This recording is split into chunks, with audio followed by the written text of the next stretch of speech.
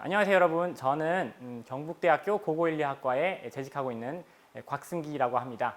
전공은 고고학이고요. 그래서 오늘 여러분들에게 재미있는 고고학 산책이라는 주제로 강의를 해볼까 합니다. 사실 제가 재미있는 데다가 가로하고 물음표를 넣었잖아요.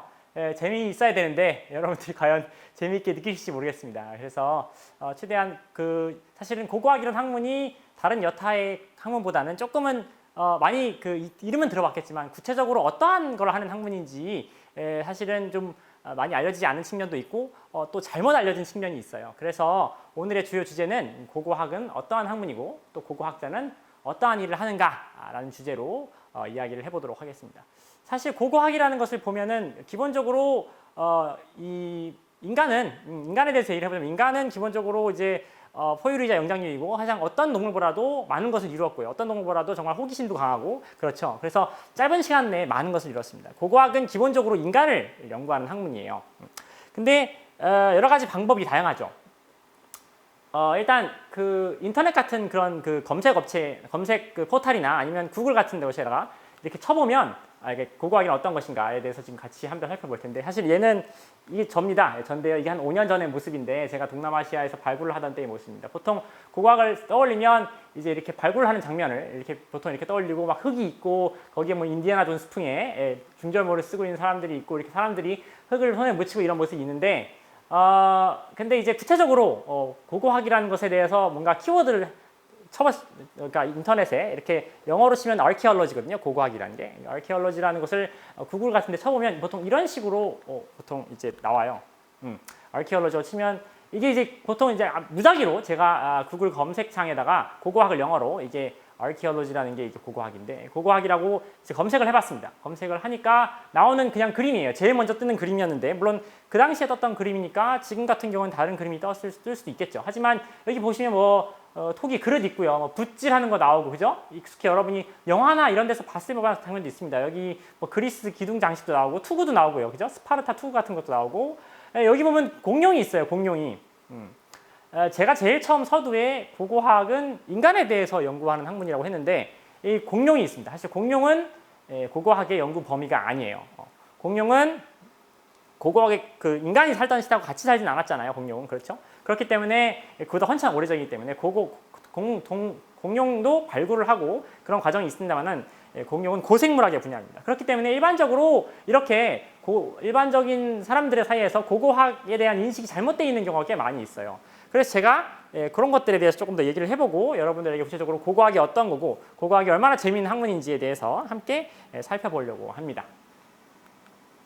자, 고고학이란 무엇인가?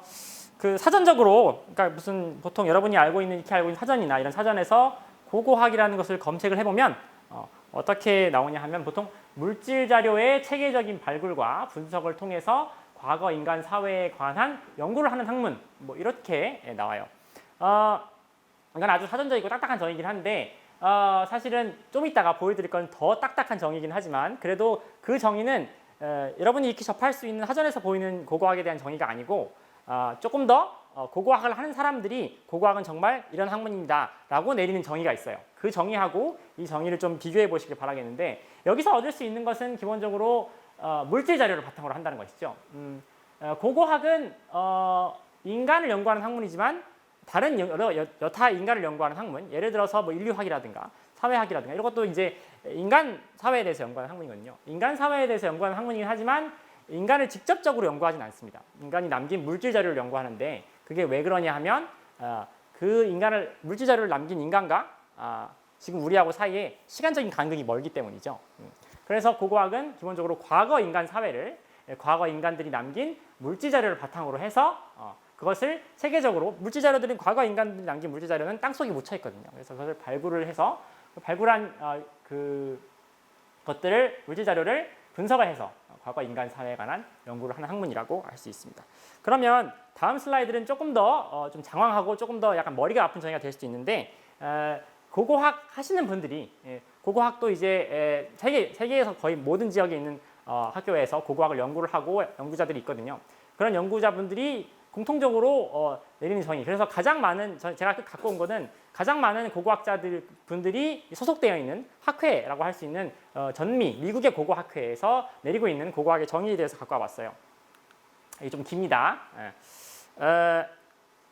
고고학은 물질 문화를 연구하여 고대와 근현대. 그러니까 여기 시간적 축이 나오죠. 근데 재밌는 건 여러분들이 이렇게 알고 있는 고고학이라고 한다면 무슨 오래된 거로 생각할 수 있는데 근현대까지도 포함이 된다는 것이죠. 고대와 근현대의 인간사를 연구하는 학문 분야이다. 인류학에 속해며 왜 인류학에 속하냐? 기본적으로 이제 인간을 연구하는 학문이니까 큰 틀에서는 인류학에 속한다고 볼 수도 있고요.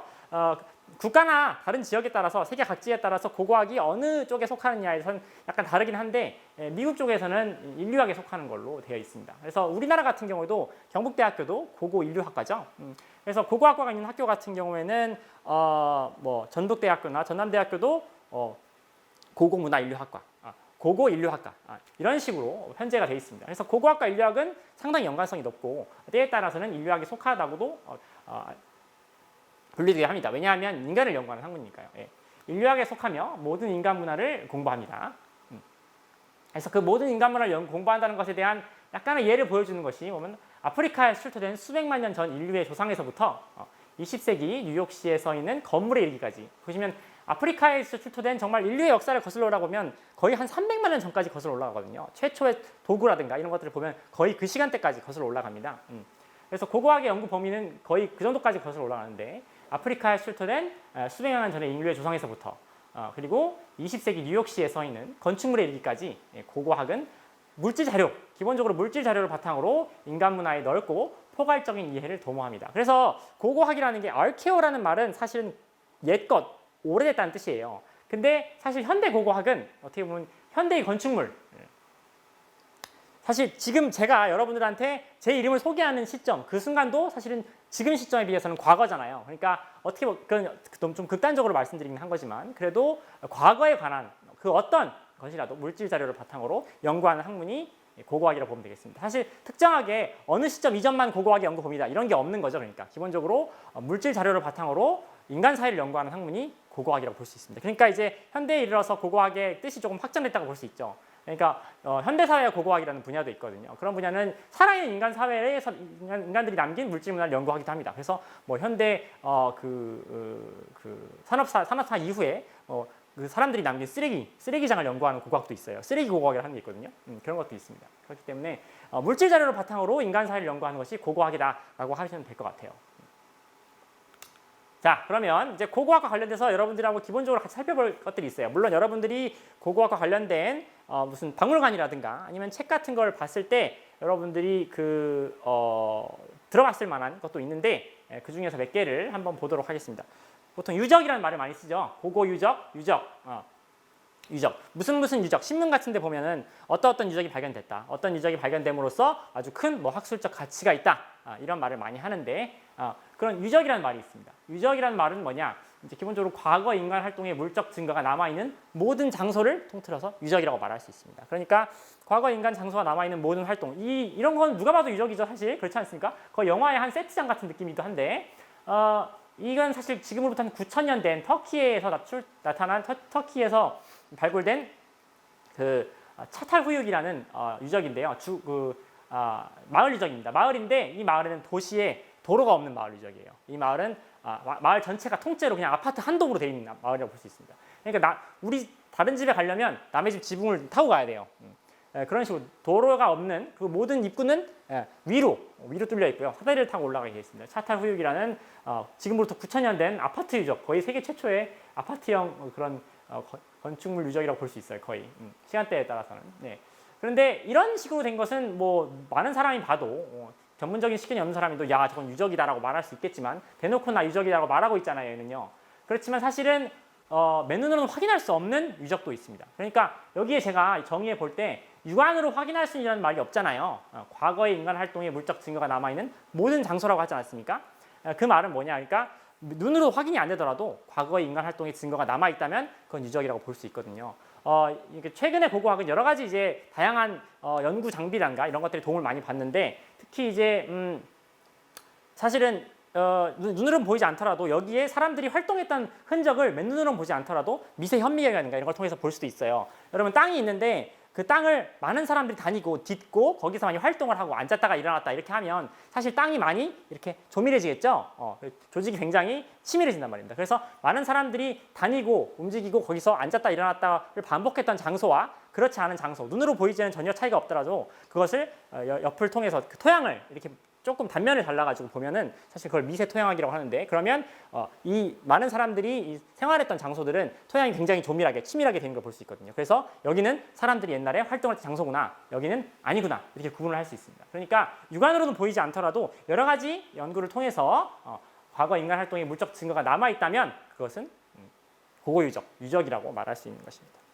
그리고 유적이 나왔으면 뭐가 나오겠어요? 여러분 유적과 뭐 보통 여기에서 같이 유적이란 말과 거의 짝을 지어서 나온 단어가 있죠. 유적과 유물이죠. 유물. 유물은 인간에 의해서 만들어지거나 사용되거나 변형되거나 또는 이동된 모든 물체를 뜻합니다. 우리나라에서 제가 생각하기에 가장 세계적으로 가장 많이 알려지고 가장 대표적인 유물이라고 할 수 있는 거 두 개를 갖고 나왔는데, 왼쪽에 있는 것은 백제 시대에 출토된 부여에서 출토를 했어요. 부여에서 절터를 발굴을 할 때 절터의 우물 안에 이렇게 두 개를 나뉘어 가지고 출토를 했어요. 이게 백제 금동 대향로입니다. 그래서 이제 국보죠. 둘 다 국보고요. 이걸로 인해서 정말로 그동안 많이 사실은 신라 같은 경우에 진즉부터 금관이라든가 이런 것들이 많이 출토돼서 화려함의 상징이라든가 아주 멋지고 이런 것들에 그게 됐는데, 사실 백제는 그런 게 별로 없었죠. 그러다가 이제 이 금동 대향로가 발견됨으로써 전 세계에 사실은 이런 식의 향로가 많이 있습니다. 이런 식의 구조를 가진 이런 걸 박산로라고 하는데, 이런 식의 향로가 많이 있는데 세계에서 발견된 보통에서 우리나라에 의해서는 중국에서 보통 많이 발견되는데, 중국에서 발견된 그 어떤 향로보다도 더 크고 더 화려하고 더 멋져요. 그래서 이게 이제 어떻게 보면 백제를 상징하는 유물이 됐어요. 국보 270, 제가 정확히는 기억이 안 납니다만, 네. 이거는 이제 국보 100번 때인데 이것도 기억이 납니다. 이거는 이제 황난대총에서 출토된 금관이라고 볼 수 있습니다. 이건 황난대총은 이제 쌍분이었죠. 남분과 북분이 있는데 남분에서는 조금 작은 금관이 나왔고요. 북분에서 이렇게 큰 금관이 나왔죠. 그래서 이런 것들은 사실은 다시 말씀드리지만 누가 봐도 유물이라고 말할 수 있잖아요. 그죠? 누가 봐도 유물이구나 이렇게 말할 수 있겠죠. 박물관에 가장 중요한 자리에 대놓고 전시가 돼 있고, 또 어떻게 보면 둘 다 이제 누가 사실은 고고학을 전공하지 않고 이쪽에 관심이 없는 사람이라도 국보란 보물이, 우리나라에서 국보와 보물이라는 개념을 알고 있으면 이 둘은 당연히 국보라고 생각할 수 있겠죠. 물론 둘 다 국보입니다. 아까 말씀드렸다시피. 근데 제가 정의를 내려드린 요 밑을 보시면 유물은 인간에 의해서 만들어지거나 사용되거나 변형되거나 또는 이동된 모든 물체라고 했죠. 유물의 범위는 고고학에서 정의하는 유물의 범위는 훨씬 넓은 거예요. 그러니까 이런 식으로 아예 드러내놓고 내가 유물입니다라고 말하는 것도 있지만, 그래서 그런 책도 있습니다. 유물은 스스로 말하지 않는다라는 책이 있거든요. 이런 식으로 내가 유물이에요라고 말하는 책도 있지만, 말하는 유물도 있지만 그렇지 않은 것도 있단 말이죠. 예를 들어서 단적으로 예를 들어볼게요. 여기 제가 물통이 있습니다. 제가 강의를 한다고 여기서 준비해 주신 물통이 있는데, 제가 이 물통을 여기에 두었다가 일로 옮길게요. 이 물통이 돌덩이라고 가정해 봅시다. 그냥 돌이에요. 아무것도 아닌 돌이에요. 제가 방금 여기서 이걸 이종시켰잖아요. 고고학에서 본다면 엄밀히 말하면 이건 이제 돌덩이일지라도 유물이 되는 겁니다. 왜냐하면 제가 여기 있던 돌덩이를 일로 옮겼기 때문이에요. 그러니까 선사시대의 사람들이 이럴 수 있죠. 베개가 필요한데 그냥 냇가에서 돌을 하나 주워다가 아무런 가공도 하지 않고 아무런 제작도 없고 아무런 그런 거 없이 변형도 시키지 않고 내가 그냥 베개를 쓸 수 있어요. 그러면 그건 유물이 되는 겁니다. 무슨 말인지 알겠죠? 그렇게 생각하면 쉽습니다. 그러니까 인간에 의해서 옮겨지기만 했어도 일단 유물이 되는 거예요. 그러니까 꼭 반드시 이런 식으로 엄청난 공력을 들여서 가공을 하거나 뭘 만들거나 하지 않아도 인간에 의해서 사용되거나 이동된 것이면 뭐든지 다 유물이라고 할 수 있습니다. 그렇기 때문에 아주 옛날로 가게 되면, 선사시대로 가게 되면 이게 유물인지 유물이 아닌지 사실 구분이 좀 어려운 경우도 많이 있습니다. 네, 그런 것이죠. 자, 그리고 유구라는 게 있어요. 유물이 있으면 사실 고고유적에서는 유물만 나오는 게 아니죠. 고고유적에서 보통 볼 때 여러분 박물관이라는 거 보면은 유물이 있고 그리고 그 유물들이 들어있는 보통 곳이 있잖아요. 장소가 있잖아요. 집자리가 나온다면 집자리에서 보통 그릇들이 나오고, 그죠? 무덤이 있으면 무덤에서 보통 금관들이 나오잖아요. 이렇게 무덤이라든가 집자리라든가 마을 유적을 보면 마을에 보면 집들이 여러 채가 있겠고, 무덤들이 있고 보통 그런 게 있거든요. 그런 여러 가지 그런 구조물들이 있습니다. 그러니까 유적 내에 있는 이동시킬 수 없는 과거 인간 활동의 흔적을 유구라고 말을 해요. 고고학에서는. 그러니까 물론 이동을 시킬 수 있겠죠. 무슨 이렇게 엄청나게 큰 규모의 이렇게 굴삭기라든가 이런 걸 통해서 통째로 우물 하나를 요새는 집도 옮기는데 미국 같은 데서는 사실은 집을 지어가지고 집을 통째로 옮기는 그런 것도 있거든요. 그런데 뭐 못 옮기겠습니까? 하지만 여기는 이제 과거 인간 사람들의 의도를 반영하는 것이죠. 과거 인간 사람들이 한 곳에 고정시켜 놓고 쓸 목적으로 만들었고, 그래서 고정시켜 놓고 땅을 사용해서 고정시켜서 만들었다면 그러면 그건 유구가 되는 거예요. 유물은 움직이면서 쓸 목적으로 만든 걸 유물이라고 보면 되고요. 그래서 이제 보통 집자리에서 나오는 아니 유적에서 나오는 집자리라든가 주거지, 터 혹은 집자리 안에 있는 불된 자리 장소라든가 혹은 유물이라든가 아니면 무덤 이런 것들을 다 유구라고 말할 수 있죠. 그래서 유적은 유물과 유구로 이루어져 있다. 이렇게 볼 수 있습니다. 그리고 그래서 이제 유구를 제가 보여드리기 위해서 하나 갖고 온 건데 이건 이제 전체가 하나 유적이라고 볼 수 있겠죠. 여기가 이제 춘천 중도입니다. 이 춘천 중도가 한때 한 몇 년 전쯤에 아주 큰 이슈를 문화재 쪽에서 한채 큰 이슈를 불러일으켰던 게 고고학에서 우리나라에서 가장 큰 청동기 시대 마을이 발견됐어요. 근데 여기를 사실 발굴을 하게 된 원인이 뭐냐 하면 우리나라는 이제 특정 그 면적 이상의 곳에 무슨 건설 공사를 한다든가 큰 아파트 단지를 짓는다든가 공장을 짓는다든가 하려고 할 때는 무조건 조사를 해야 돼요. 그 전에 문화재보호법상 안에 뭐가 있는지 발굴을 해서 그 안에 뭐가 있는지 확인을 해야 되는데 이것은 사실 이렇게 거대한 규모잖아요. 그 규모가 짐작할 수 있는데 오죽하면 청동기 시대의 가장 큰 마을 유적이겠습니까? 청동기 시대는 우리나라에서 보통 한 3,500년 전부터 한 2,200년 사이로 이렇게 알려져 있는데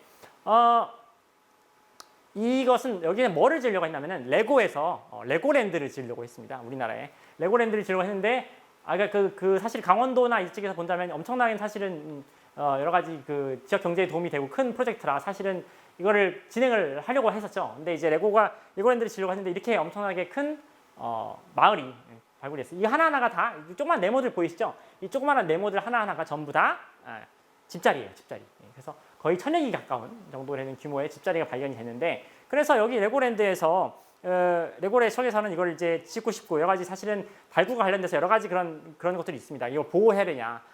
보호를 해야 되자 우리도 먹고 살아야 되는데 어떻게 이것을 해결하는가에 대해서 문제도 많이 있는데 여기 사회 문제라고 볼 수 있겠죠. 이렇게 발굴을 하게 되면. 그래서 이게 유구 하나를 제가 주거지 하나를 보려는데 이렇게 하나 커요. 하나가 이렇게 커요. 이렇게 하나 큰 게 여기에 이렇게 많은 겁니다. 그러니까 규모가 짐작이 가죠, 여러분.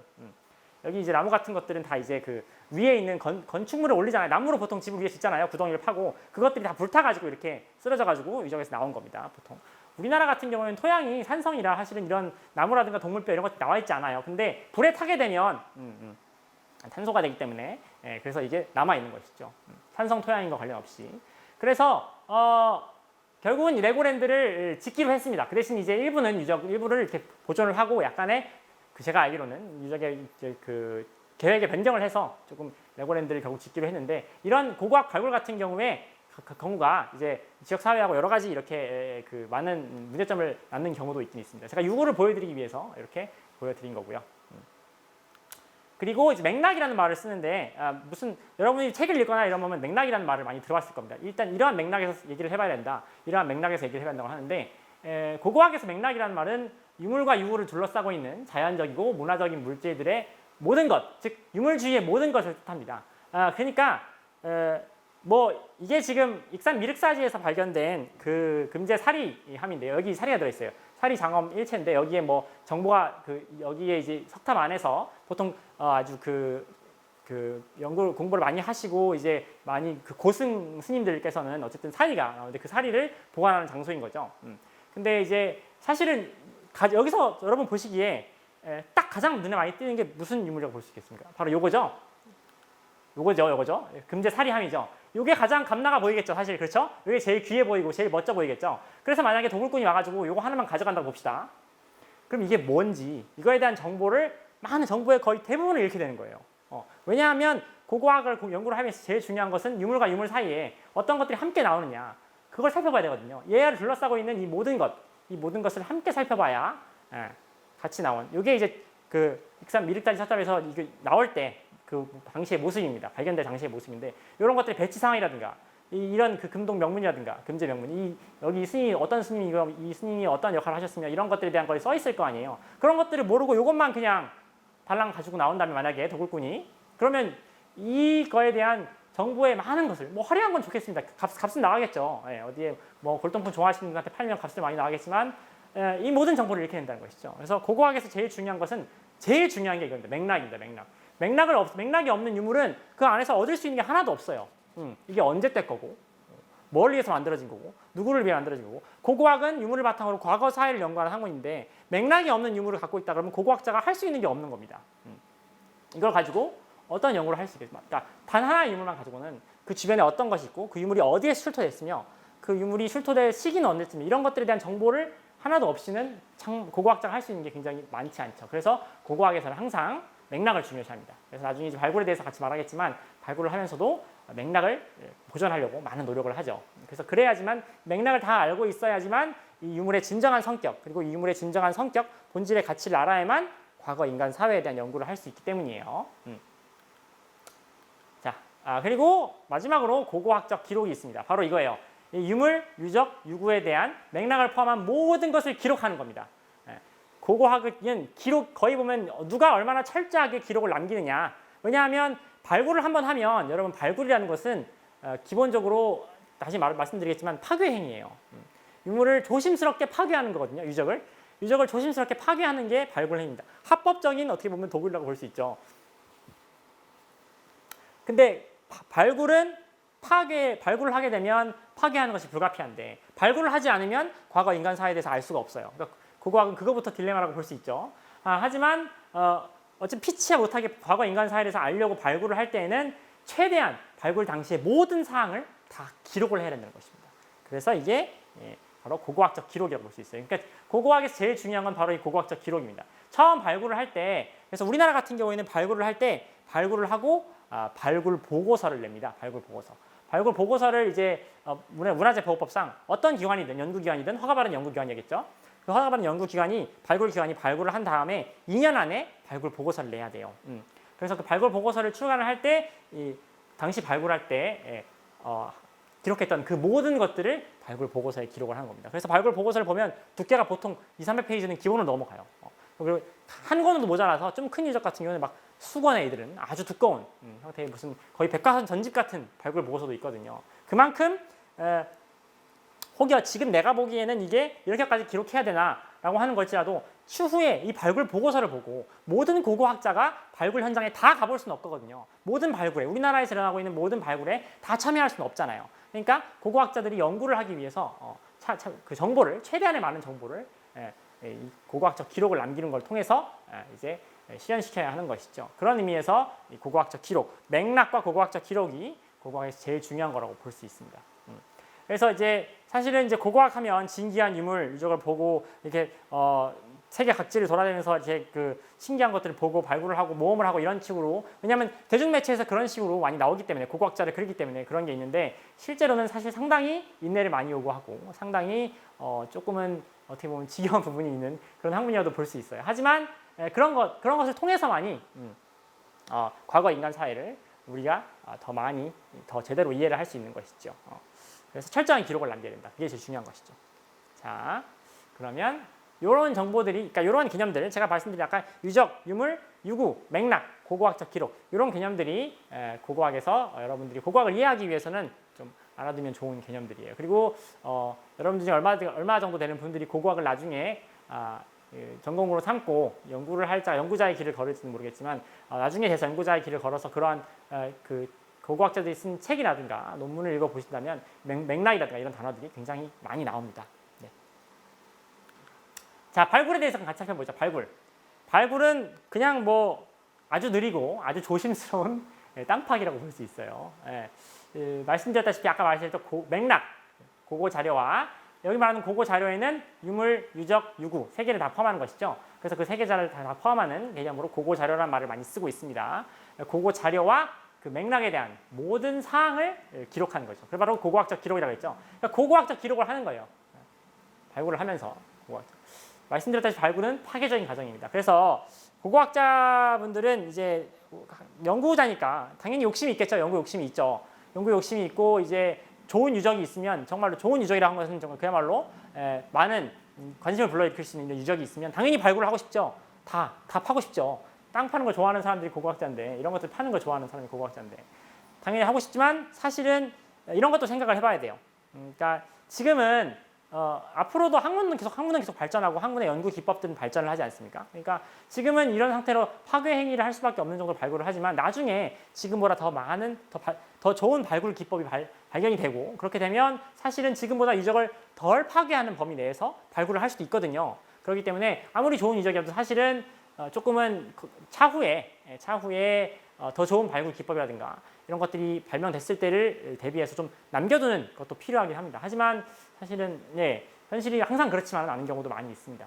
흥미로운 유적 같은 경우는 또 고고학 학계 내외에 그런 관심도 굉장히 많기 때문에 학자분들도 조급증이 일고 그러게 되기 때문에 그러거든요. 사실 예전에 여러분 공주의 무령왕릉이라고 있습니다. 되게 유명한 유적이죠. 전축분이라고 하는 벽돌을 쌓아서 만든 것 같은 그런 고분 형식인데 그 무령왕릉에서 유물이 정말 수천 점이 쏟아져 나왔거든요. 거기에는 당연히 국보도 있고 보물도 있습니다. 근데 금제 관식이라든가 정말로 화려한 그런 것부터 시작해서 여러 가지 정말 학술적 가치가 높은 이런 것들이 많이 출토가 됐는데 무령왕릉을 여러분 얼마 동안에 걸쳐서 발굴을 했는지 아십니까?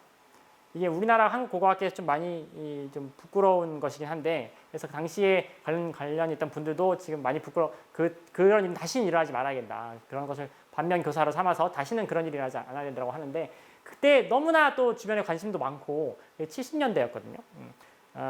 60, 70년대였는데 정확히 제가 날짜는 기억이 안 납니다만 그때였는데 그래가지고 이제 학자분들도 너무 흥분을 하기도 하고 대단한 발견이다 보니까 한 번도 도굴이 안 된 무덤이었어요. 안에 있는 것들이 고스란히 다 있던 것이죠. 그래서 하루 만에 발굴을 끝냈어요. 하루 만에. 단 하루 만에. 하루도 아니고요. 만 하루가 채 못 되는 17시간 정도 안에 발굴이 끝났습니다. 거기에 안에 있던 그 고고학적 맥락은 완전히 사라진 게 되고요. 그 유물이 어디서 나왔는지 거기 나온 유물 중에 대다수 유물들이 남아있는 거라고는 사진 몇 장밖에 없거든요. 흑백 사진. 그 유물이 어디에서 나왔고 출토 위치가 어디고 무슨 의미가 있는지에 대한 근거는 거의 없습니다. 그래서 그냥 전시만 하고 있죠. 사실은. 그런 것들이 절대 일어나면 안 되겠죠. 그러니까 학자들도 이제 욕심도 있고 또 여러 가지 그런 것도 있지만 발굴을 함에 있어서 정말로 조심해야 된다라는 거를 말씀드리고 싶었습니다. 발굴에 대해서 좀 알아보죠. 발굴도 여러 가지 단계를 거칩니다. 자, 가장 기본적인 발굴법은 그러니까 아무렇게나 땅을 파면 안 되죠, 당연히. 그러니까 이제 위치를 잘 파악하고 해야 되는데 정확히 일단 하기 위해서 발굴되는 위치가 이렇게 있으면 예를 들어서 이렇게 생긴 발굴지가 이 원형의 발굴지가 있다고 봅시다. 그러면 거기를 이제 원형을 꽉꽉 채우는 사각형을 1m 되는 사각형을 여러 개를 따다닥 붙이는 거예요. 그래서 각각의 그 사각형마다 명칭을 부여합니다. 일단 그렇게 해야 기본적으로 유물이 출토를 했을 때 어디에 출토했는지 정확히 알 수 있는 거예요. 그래서 2, 3, 5, 4 이렇게 붙이면 2라는 건 보통 동쪽이잖아요. 동쪽에 있는 3, 5, 4번 사각형에서 나온 거다. 그렇게 표시를 말할 수 있거든요. 고고학에서는 이런 걸 보통 트렌치라고 사용을 합니다. 트렌치. 트렌치는 참호란 뜻이잖아요. 이렇게 땅이 각진 모양으로 땅을 파놓은 걸 고고학에서 이제 트렌치라고 보통 부르는데 이런 사각형 트렌치도 있고 정사각형 트렌치도 있고 직사각형 트렌치도 있어요. 제가 이제 고고학장에 실제 발굴장에서 어떠한 식으로 이런 트렌치들이 놓이는지 보여드릴 텐데 보통 그럼 땅에다가 어떻게 사각형을 그립니까? 정사각형을 그립니까? 보통 이제 피타고라스 정리를 사용하죠. 여러분 피타고라스 정리 알고 있죠? 그래서 그렇게 해서 먼저 삼각형을 그리고 또 반대쪽에 삼각형을 그리고 이렇게 할 수도 있습니다. 요새는 또 이런 걸 그릴 수 있는 측량 기기들이 많이 발전을 해서 나중에 소개시켜드리지만 광팍이라는 기기를 사용해서 이렇게 사각형을 그리죠. 땅에 사각형을 그려요. 그리고 이제 못을 박은 다음에 땅에다가 그림을 그러니까 페인트를 칠하거나 이러면 또 망가질 수가 있으니까 줄을 이렇게 들이웁니다. 그런 식으로 해서 발굴장에서 보통 어떻게 하느냐? 바로 이런 겁니다. 얘는 제 대학원 동기예요. 제가 미국에 있는 워싱턴 주립대학교에서 박사를 했는데요. 제 대학원 동기입니다. 유일한 동기였어요. 2명이 그때 박사과정 입학을 했는데 전공이 중남미예요. 중남미에서 이제 발굴을 하는데 여기는 온두라스입니다. 그래서 이 친구는 이제 내셔널 지오그래픽에서 지금 이제 인터뷰 이 촬영을 와서 거기서 찍은 장면인데 조금 이렇게 보통 이렇게 많이 웃고 있진 않아요. 발굴장에서 이렇게 아주 이렇게 한바구음을 짓는 경우는 많이 없는데 여긴 제 후배예요. 그러니까 둘이 같이 참여를 했었습니다. 근데 여기 보시면 줄이 들여져 있죠. 그러니까 1m, 1m 간격으로 다 모든 사람들이 이 안에 들어가서 땅을 파고 있는 거 아주 세심하게 땅을 파는 걸 볼 수 있죠. 여기에 이제 건축물들이 어지럽게 이제 흩어지는 걸 볼 수 있는데 이 정확한 이 위치를 파악하기 위해서 기본적으로 이렇게 사각형을 만들어서 그 안에서 발굴을 합니다. 우리나라 같은 경우에는 처음에 보통 발굴 절차가 시굴이라는 걸 먼저 합니다. 이 안에 이 유적 안에 이 그 건축 부지로 예를 들어서 뭐 아파트를 짓는다고 할 때 아파트 부지로 설정된 지역에 유물이 있는지를 먼저 확인을 해야 되잖아요. 그러면 시굴이라는 걸 합니다. 그래서 길게 사각형을 정사각형을 최대한 긴 직사각형을 쫙 내려서 발굴을 하면서 땅을 파보고 여기에 뭔가 유구가 있는 것 같다. 그러면 그때부터 좀 확장을 해서 발굴을 해나가는데 발굴되는 범위가 적을 경우는 이렇게 정사각형으로 이렇게 놓고 발굴을 합니다. 그래서 일단 이렇게 정사각형으로 놓고 발굴을 하는 이유는 위치를 정확히 알고 싶어서 이렇게 하는 것이죠. 그리고 네, 여기 나오죠. 여기도 정사각형. 이게 시작하는 단계죠. 줄을 아주 잘 이렇게 드린 걸 볼 수 있죠. 여기는 이제 태국에 제가 이제 발굴 조교로 참여했던 유적입니다. 태국의 그 크라비라는 데 근처에 있는 락 쉘터라고 하는 그 바위 그늘이에요. 바위 그늘이라는 건 동굴하고 다르게 이렇게 바위가 이렇게 그늘막이 만들어진 걸 뜻합니다. 그래서 여기에서 보시면 이분이 제 지도 선생님입니다. 지도 선생님하고 그 학생들하고 같이 이렇게 하는 장면을 제가 이제 그 발굴 사이트에 올리고 싶어서 찍은 사진인데요. 그래서 여기도 보면 정확하게 정사각형이 있는 걸 볼 수 있죠. 실제로 이렇게 발굴한다는 걸 보여드리기 위해서 갖고 나왔습니다. 그리고 다른 좀 더 발굴이 진행된 다음의 모습이에요. 여기 보시면 이렇게 바위 그늘이 있고 주변에 학교에 있는 분들을 초청해가지고 발굴하는 장면을 보여드리는 그런 모습입니다. 요새는 고고학이 다른 학문 분야하고 다른 지역사회들과 많이 소통을 하거든요. 발굴했을 때 보통 옛날 같으면 침입 금지 오지 마세요 이렇게 보통 많이 하는데 요즘에는 날짜를 정해가지고 지역 학교의 학생들이라든가 청소년들을 초청을 해갖고 그리고 주변에 있는 선생님들 초청을 해서 이렇게 발굴하는 걸 보여드리고 고고학이 무언가를 이렇게 알려주는 것도 많이 하고 있는데 여기서 제가 있는데요. 여기 있습니다. 여기 있어요. 아주 지쳐가지고 학생들이 땅을 파가지고 발굴한 유물을 정리를 하고 있는 모습인데요. 이쪽에서는 이게 뭐 하는 거냐면 채를 치는 거예요. 이게 이게 조그마한 이렇게 그 구멍이 뚫려 있는 건데 채를 친다고 볼 수 있죠. 왜냐면 여기에서 이제 흙은 내보내고 이 위에 또 우리가 눈으로 보이지 않는 조그마한 것들이 있을 수 있거든요. 조그마한 유물들을 건지기 위해서 한번 퍼낸 흙도 다시 보자라는 의미에서 채를 치는 겁니다. 그럼 여기 보면은 조그마한 무슨 옛날에 사람들이 먹었던 무슨 소라 고등 같은 조그마한 동물들의 유해라든가 잔해들이 나와요. 그러면 이제 옛날 사람들이 어떤 것들을 식재료로 해서 먹었는지도 알 수 있으니까 그런 것도 정리를 하는 것이죠. 이것도 땅을 판 지역에 따라서 다 구분을 해서 정리를 합니다. 왜냐하면 이게 A, B, C, D가 있으면 여기 사각형으로 팠잖아요. A, B, C, D가 있으면 네 가지가 있으면 A에 그래서 보통 한 10cm 정도 파고 또 하고 모든 과정을 거치고 10cm를 파고 모든 과정을 거치고 모든 기록을 하거든요. 그러니까 10cm 내려갈 때마다 따로따로 이렇게 채취를 하는 것이죠. 그런 식으로 해서 높낮이라든가 이걸 다 파악을 하게 되는 겁니다. 자, 이건 이제 한국에 있는데 이건 부산의 번방이라고 하는 동네의 폐총입니다. 폐총은 신석기 시대의 조개 무덤이에요.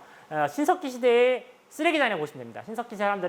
우리나라 신석기 사람들은 바다를 주로 점유를 살았거든요. 해안가를 점유를 살았는데 해안가에 점유를 살다 보니까 많이 주로 먹는 게 조개였어요. 조개나 굴 이런 것들을 많이 먹었습니다. 그래서 폐총을 우리나라 신석기 시대는 지금으로부터 한 10,000년에서 시작해서 한 3,500년 정도까지의 기간 동안인데 신석기 시대에서 우리나라에서 발견된 이런 조개무지, 조개를 아주 크게 산처럼 이렇게 쌓여있는 조개무지가 우리나라에 거의 700여 개 이상 발견이 됐습니다.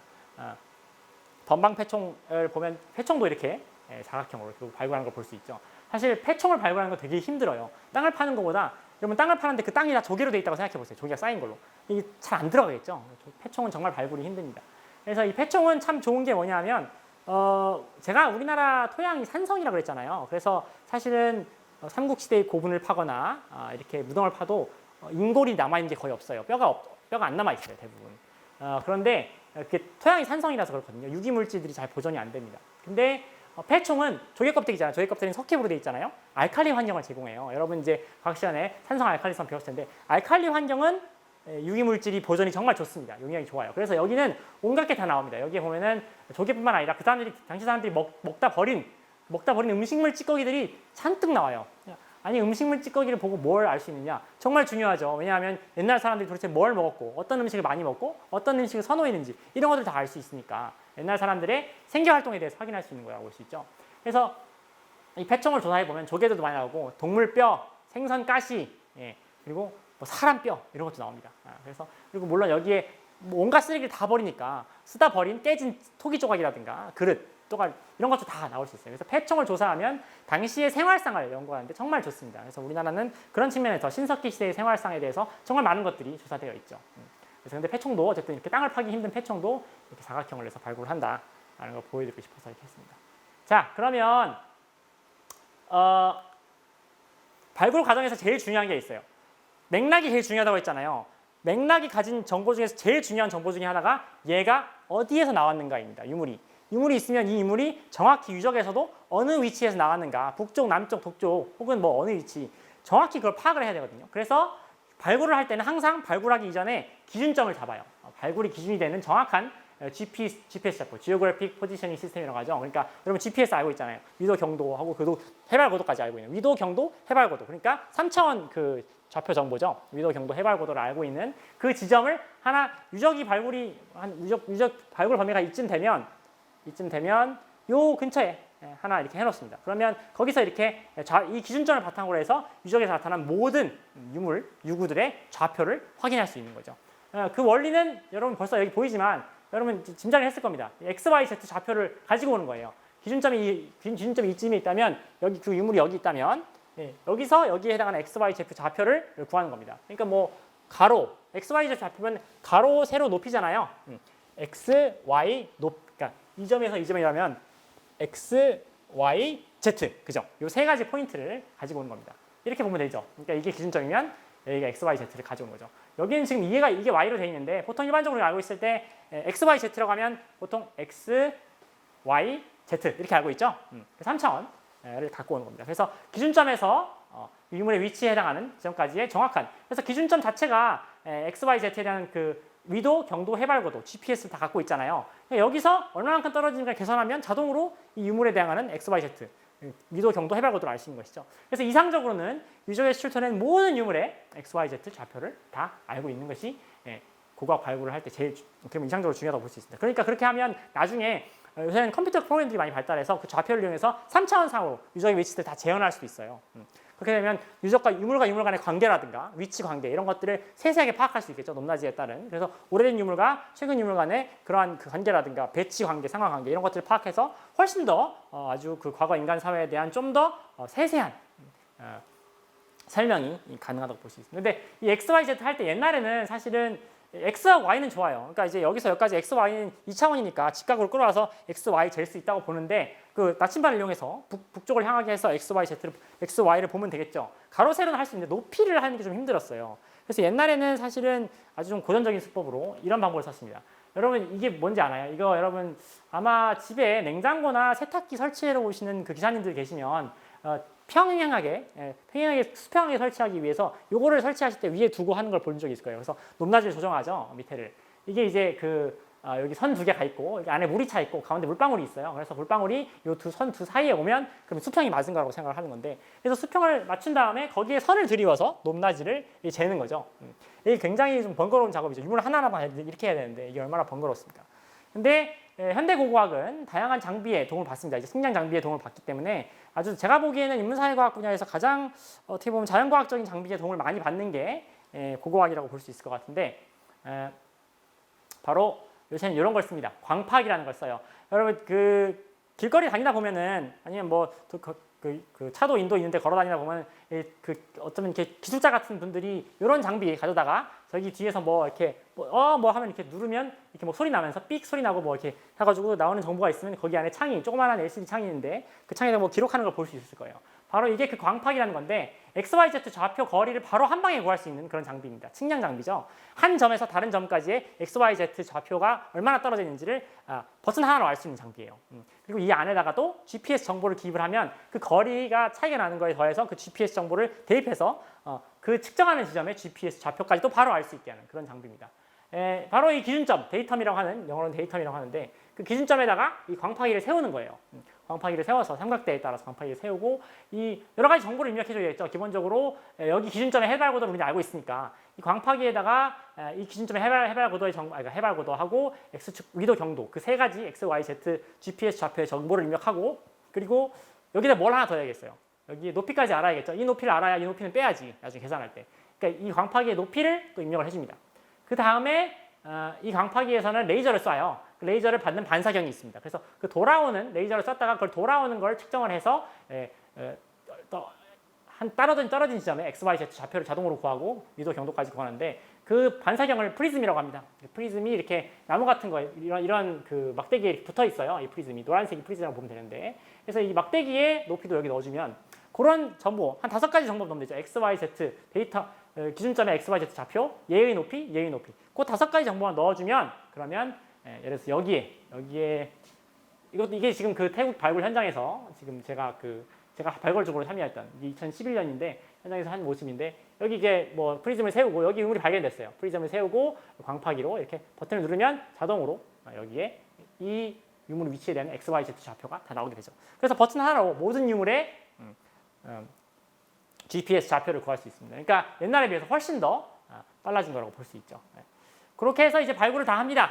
여기까지가 이제 발굴 과정인데, 발굴을 다 하면 그림을 그려야 돼요. 고고학적 기록에서 제일 중요한 건 사실 그림이에요. 그림. 아니 선생님 요새는 다 뭐 그 촬영 사진 기법이 있고 동영상도 있고 다 하는데 그림이 굳이 왜 필요합니까? 이렇게 말씀하실 수도 있는데, 여러분들도 사실은 실제 어떤 걸 물체를 보는 거하고 사진상으로 볼 때 미묘하게 좀 다른 느낌이 날 수 있잖아요. 사진으로 보면 아무리 봐도 실물 느낌이 안 사는 게 있잖아요.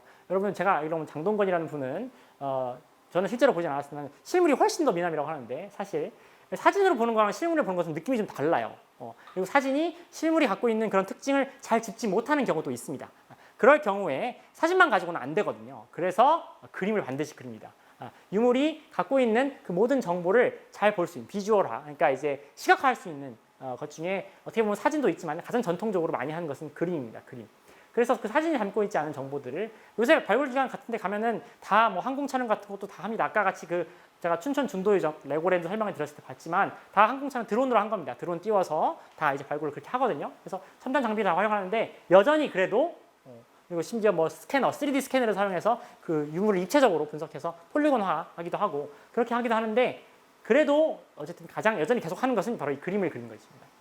그래서 10년 된 고고학자가 그걸 많이 발굴하신 분이 학술적 가치가 있는, 그러니까 사진이 정확히 집어내지 못하는 그 부분을 완전히 제대로 보여줄 수 있기 때문에 그 유물이 가진 미묘한 특징, 특히 예를 들어서 토기 같은 경우에, 그릇 같은 경우에 그릇의 끝에 모양이라든가 입술을 구연부라고 하거든요. 그릇 끝에 이렇게 토기 끝에 있는 그 입구 부분의 모양이라든가 이런 미묘한 모양은 사진을 아무리 잘 찍어도 잘 보이지 않는 경우가 있거든요. 그래서 이제 그걸 잘 아시는 분은 실제로 그걸 실측이라고 하는데, 그림을 그리는 걸 실측이라고 하는데 유구를 다 합니다. 실측이라고 하는데 그 실측을 할 때 이렇게 그 두께라든가 이런 것들을 다 일일이 다 재서 그것들을 그대로 반영해서 그림을 그리시거든요. 그러니까 실측을 하시거든요.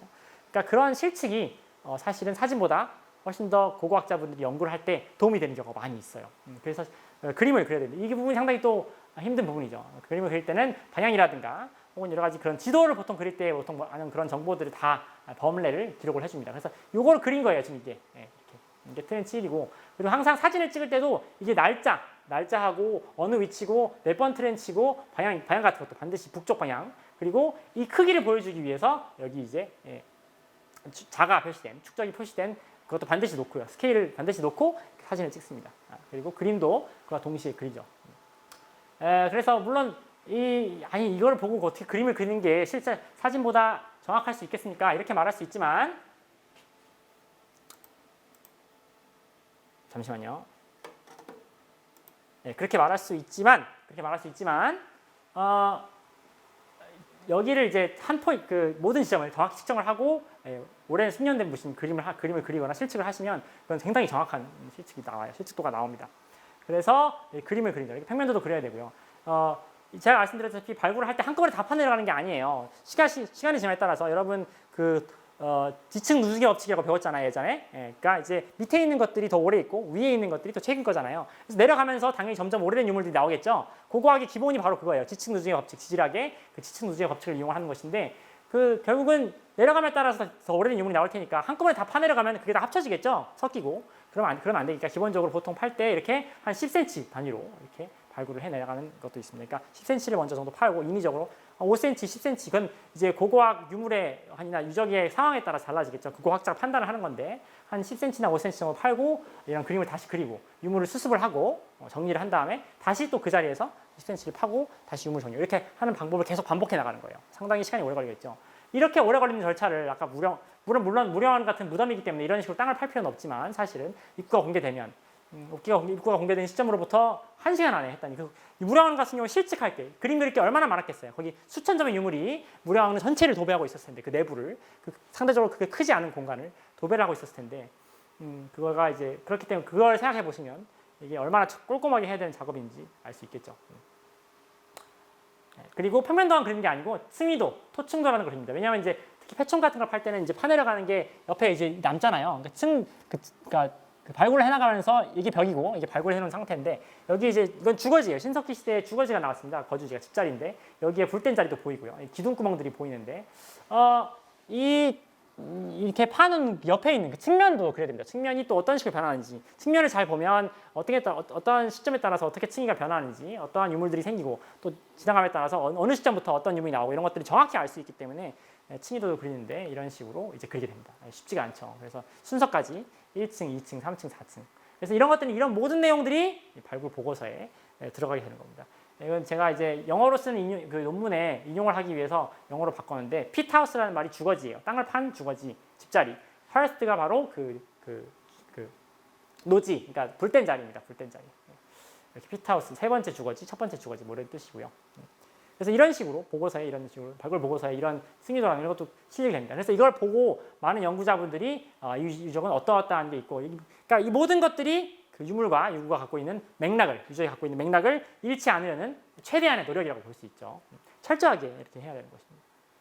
그렇게 해가지고 이제 그리고 이제 유물 전체, 유적 전체의 평면도도 그렇게 되죠.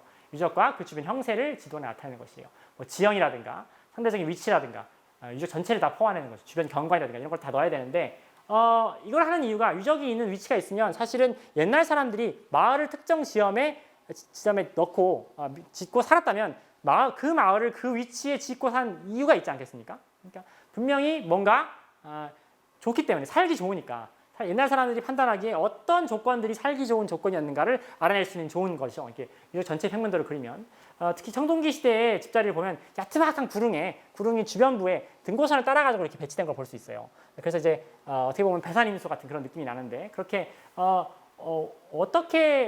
어떠한 배치로 유적이 배치되어 있고 어떠한 것으로 집자리의 형태가 배치되어 있는지를 확인을 하면 옛날 사람들이 선호했던 그런 마을의 환경이라든가 이런 것을 알 수 있습니다. 그것도 과거 사회의 한 일면이기 때문에 유적 전체의 평면도를 아는 것도 중요하죠. 그래서 이렇게 단순히 50도로 그린 건데 기준점도 표시를 해주고요.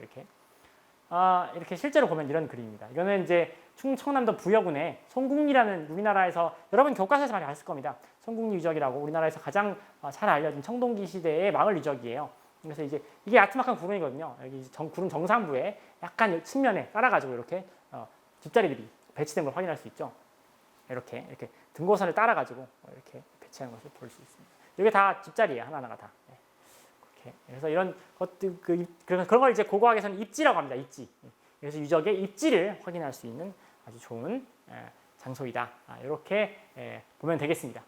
네, 이제 이렇게 고생을 해서 발굴을 했어요. 이렇게 땅을 파가지고 이제 모든 기록을 남기고 맥락을 최대한 남기는 발굴을 해서 모든 기록 산더미처 쌓여 있겠죠. 컴퓨터에 기입한 엑셀 파일도 있을 거고 또 아니면 또 이제 그 옆에 유물 봉투라고 하는 보통 이제 지퍼백을 많이 쓰는데 그 지퍼백 봉투에 수많은 유물들이 담겨 있을 거고요. 그 유물 또 분류해야 되니까 이렇게 상자를 하나씩 해서 하나하나의 트렌치마다 다 상자마다 다른 유물이 다 있을 거고 그래서 수많은 박스들이 쌓여 있을 거고 그리고 이제 또 공책에 실제로 노트한 거 그림 그린 거 이런 방안지에 그린 거 다 있을 거란 말입니다. 근데 이제 그것들을 가지고 이제 연구실 다시 돌아오는 거죠. 학교로 다시 돌아오고 연구기관 돌아옵니다. 이제부터 또 다른 종류의 고생이 기다리고 있는데 이제 발굴된 유물을 이제 분석하고 연구하는 단계입니다. 두 번째 단계죠. 발굴을 다 했어요. 지금 사실은 이 두 번째 단계가 더 어떻게 보면 인내심이 조금 더 요구된 단계라고 볼 수 있는데 지금 이게 소위 말하는 유물 봉투라고 볼 수 있죠. 지금 여기 제가 보기에는 생선뼈예요. 생선뼈가 쌓여 있는데 이 사진은 제가 직접 찍은 건 아니지만 모종의 경로를 통해서 구한 건데 지금 보시면 이 학생이 지금 하고 있는 게 뭐냐면 여기 지금 이게 생선뼈입니다. 생선뼈들을 아마 생선 종류별로 분류를 하고 있는 것 같아요. 그래서 이제 동물고고학이라고 하는 그 일환인데, 그러니까 폐총 같은 데 보면 생선뼈 많다 그랬잖아요. 그러니까 생선뼈를 분류하는 건데 왜 분류를 하냐? 당연히 이제 나중에 분류를 하는 이유에 대해서 말씀드리겠지만 이렇게 분류를 해야 어떠한 생선들을 먹었는지 알 수 있겠죠. 이 사람들이 여기서 어떠한 생선들을 먹었고 그러면 특정 생선을 많이 먹었다.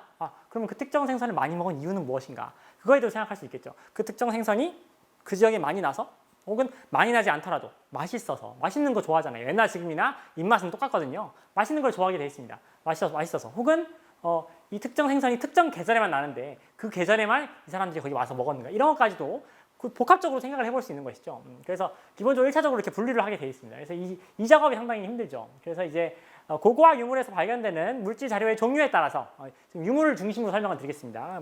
유구 같은 경우는 움직일 수 없는 거니까 일단 연구실로 가지고 들어오는 건 다 유물이거든요. 그래서 유물을 가지고 이제 설명을 해드리도록 하겠습니다. 그래서 지금 보면 이게 에너지 드링크예요. 지금 제가 새벽 한 2, 3시쯤 되는 것 같은데 열심히 하고 있는 모습입니다. 네. 뭐 어떤 분야는 열심히 해야지 성과가 나오는 건 맞는 것 같아요. 예. 자, 일단 석기. 그러니까 우리나라를 포함해서 전 세계적으로 가장 이른 시기부터 나타나는 인간의 흔적이 바로 석기입니다. 석기. 예.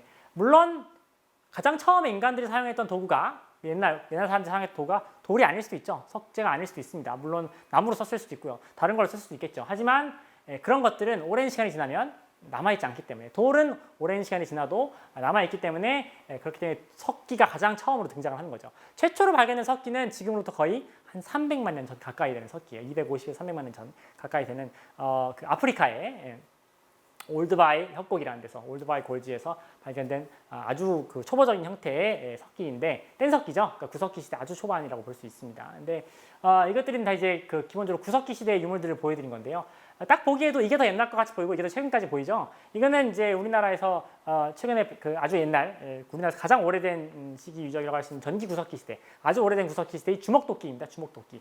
유명한 유적이 연천 전곡리가 있죠. 그래서 전곡리에서는 전곡리 우리나라에서 가장 오래된 뭐 학자분들에 따라서 이론이 있습니다. 아직 우리나라에서 가장 오래된 인간의 흔적이 무엇인가에 대한 이론이 있긴 하지만 그것을 꼽히고 있는 유적 중에 하나가 연천 전곡리고요. 거기서 이제 주먹도끼가 발견이 됐습니다. 주먹도끼는 이제 주먹을 쥐고 쓰는 도끼라는 뜻이죠. 이렇게 발견되긴 했는데 또 이것은 이제 그 구석기 시대의 아주 늦은 시기에 사용됐던 이게 이제 이게 뭐냐면은 이건 그 석기를 떼어냈던 돌이에요. 그러니까 뗀석기라는 것은 한 손에 석기를 잡고 다른 손에 해가지고 뭐 압력이라든가 충격을 줘서 떨어뜨리는 거거든요. 이렇게 깨는 겁니다. 기본적으로 깨는데 아주 정교하게 석기를 깨는 거죠. 그래서 그걸 석기 떼기라고 하는데 석기를 떼어낸 석기가 있고 당연히 석기를 떨어지는 석기가 있겠죠. 그래서 석기를 떼어낸 석기를 몸돌이라고 합니다. 몸이니까 엄마 아니면서 몸돌이라고 하고 떨어진 석기를 격지라고 보통 식으로 쓰는데 그러니까 몸돌에서 떨어져 나온 부분인데 이건 몸돌이에요.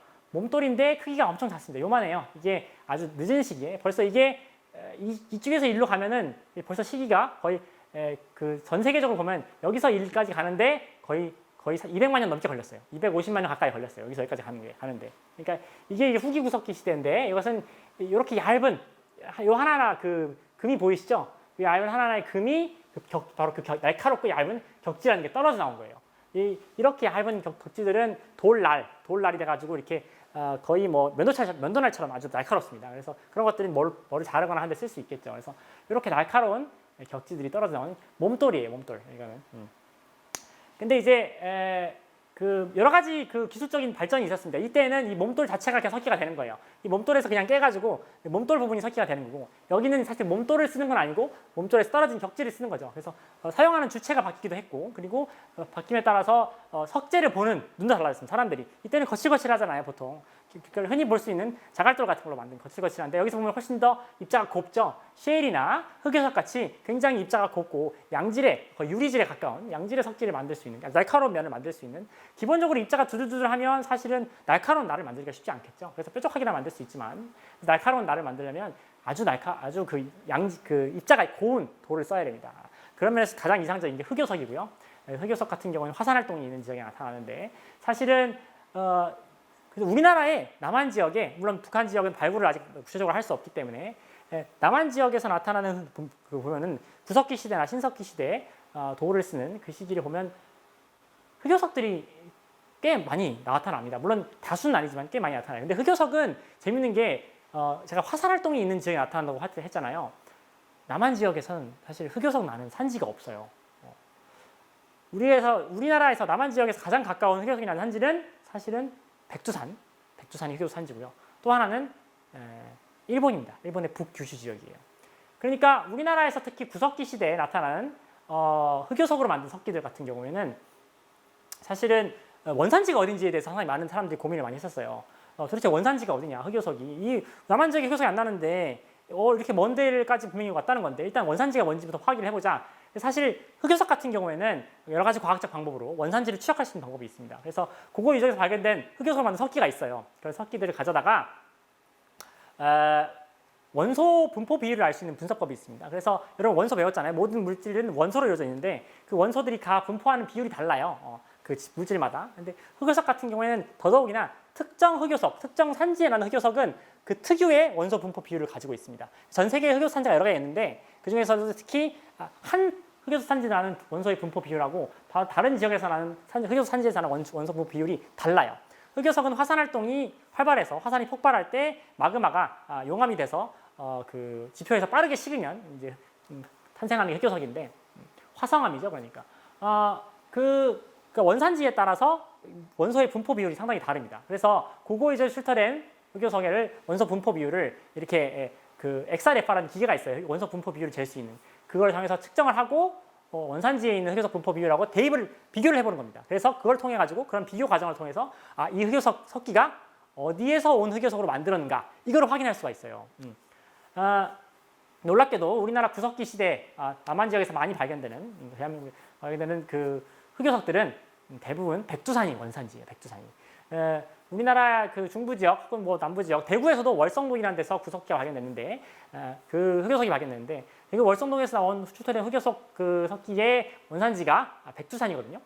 백두산에서 그 대구 월성동까지 거리가 수백 킬로 가까이 되지 않습니까? 500킬로 이상이에요. 그러니까 물론 한 번에 그 지역 사람들이 왔다고 볼 수는 없지만 그 먼 거리를 뭐 다리 달려가지고 오진 않았을 텐데, 그러니까 사람들이 그 많은 거리를 움직여서 몇 단계가 있었겠죠. 중간에 한번 이쪽 사람들이 이쪽 지역까지 가가지고 한번 한 200km 정도 움직인 사람들이 있고 거기서 교환을 했던 사람들이 있겠죠. 물건을 교환하거나 선물을 주거나 혹은 뭐 여러 가지 교류를 했겠죠. 그래서 그 사람들이 또 가지고 오서 몇 단계를 거쳐서 바로 대구 월성동까지 온 겁니다. 그런 걸 볼 때 정말로 석기 시대 지금 수만 년, 그러니까 그 흑요석재가 우리나라에 등장한 시점은 지금으로부터 한 2만 5천 년 전쯤부터거든요. 우리나라에서. 2만 5천 년 전에 벌써 수백 킬로를 움직이는 사람들 간의 교역이 있었다. 그거를 이제 뭐 전문적인 용어로 네트워크, 뭐 상호 교류 이렇게 말을 하는데 어쨌든 인간 집단들 간에 그 당시에는 소규모 수렵 채집 생활을 하는 사람들이 이동을 생활을 하면서, 그러니까 그 식량 생산이나 뭐 이런 걸 못했기 때문에 이동 생활을 하면서 살았거든요. 그러니까 이동하면서 사람들이 다른 집단을 만나고 다른 집단에서 흑요석 석기를 공급받고 또 너 흑요석 좋다 우리한테 줘, 그럼 우리는 너네한테 없는 거 줄게, 이런 식으로 교환도 했고 상호 교류를 했다는 것을 확인할 수 있습니다. 그러니까 이제 단순히 유물을 보고 이런 걸 떠나가지고 최근에 고고학 연구, 이렇게 다양한 과학적 연구를 사용해가지고 지금까지는 몰랐던, 그러니까 이제 꿈에도 몰랐을 거 아니에요. 그런 것까지 몰랐으면 백두산이 원산지나 이런 것들은 그런 그 장비를 이용하지 않으면 몰랐을 텐데, 그 XRF라는 원소 분포 비율을 아는 장비를 이용하면. 그래서 이렇게 구석기의 흑요석 연구에 있어서, 그러니까 인간의 상호 교류를 연구하는 데 있어서 아주 큰 도움을 줬습니다. 그래서 이렇게 다양한 방법으로 기본적으로 석기 연구가 진행이 되고 있습니다. 제작 기법상의 발전상이라든가 석재를 어떻게 골랐는가. 그러니까 사람들이 그만큼 인지능이 발달한 것이죠. 우리나라의 조상들께서. 그리고 집단 간의 상호 교류, 이런 것들에 대한 연구들이 진행이 되고 있습니다. 그리고 이제 토기예요. 사실은 석기도 석기지만 우리나라에서 가장 많이 출토되는 유물은 사실 토기라고 볼 수 있습니다. 특히 우리나라 토기는 신석기 시대부터 나오거든요. 지금으로부터 거의 한 10,000년 가까이 전부터 토기가 출토가 되는데 이것들은 다 청동기 시대 토기들입니다. 대략 연대가 한 3,300부터 이건 한 2,800 정도 되는, 지금으로부터 어쨌든 수천 년 전의 토기들이에요. 토기 같은 경우에는 기본적으로 토기는 물질 문양, 그러니까 인간이 만든 물질 자료 중에서 가장 장식성이 강합니다. 그래서 자신만의 개성이라든가 이런 것들을 표현하기 좋죠. 그래서 무늬를 새긴다든가, 여러분 신석기 시대 토기를 보면 빗살무늬 토기라고 알지 않습니까? 물론 신석기 시대 토기는 빗살무늬 토기만 있는 건 아니지만 그래도 가장 대표적으로 알려진 거고, 거기에는 많은 무늬들이 있잖아요. 근데 이건 청동기 토기인데 무늬가 하나도 없지 않습니까? 그러니까 소기를 사용한 집단에 따라서 자신만의 개성이라든가 정체성, 아이덴티티를 잘 표시해 줄 수 있는 게 바로 토기예요. 장식성이 강하기 때문에요. 그래서 여기는 보면 청동기 시대 이런 식의 토기인데, 보면 여기에 뭐 점이 뚫려 있죠. 이렇게 똥 구멍이 뚫려 있죠. 그런 것도 확인할 수 있고 뭔가 조금만 기형이라든가 모양이라든가 아니면 크기, 형태에 따라서 시간이 지남에 따른 변화향이 있어요. 그래서 기본적으로 토기는 이 시간이 지남에 따른 그 토기의 변화상을 바탕으로 해서 어느 시대의 유적인지를 확인하는 용도로 많이 쓰였습니다. 그러니까 토기는 모양이라든가 방식이라든가 제작 방법이라든가 크기 이런 거에 따라 게 신석기, 청동기, 철기를 시대를 오가면서 모양이 다 달라져요. 조금씩 달라집니다. 그래서 그걸 바탕으로 해서 이런 모양 토기가 출토했네. 이거는 그러면 무슨 시기다. 이렇게 알 수 있는 그런 어떻게 보면 기준이 되는 유물이 됐었습니다. 그만큼 많이 연구가 됐고요. 그래서 가장 많이 연구가 이루어진 방법으로는 이제 모양이라든가 이런 것들을 파악해서 시간의 지남에 따라서 어떤 식으로 토기 모양이 변화하는가 라는 식으로 연구가 가장 많이 진행됐습니다. 그러니까 눈으로 관찰을 통해서 하는 연구가 가장 많이 진행됐죠. 사실 저도 이 토기를 가지고 연구를 많이 했어요.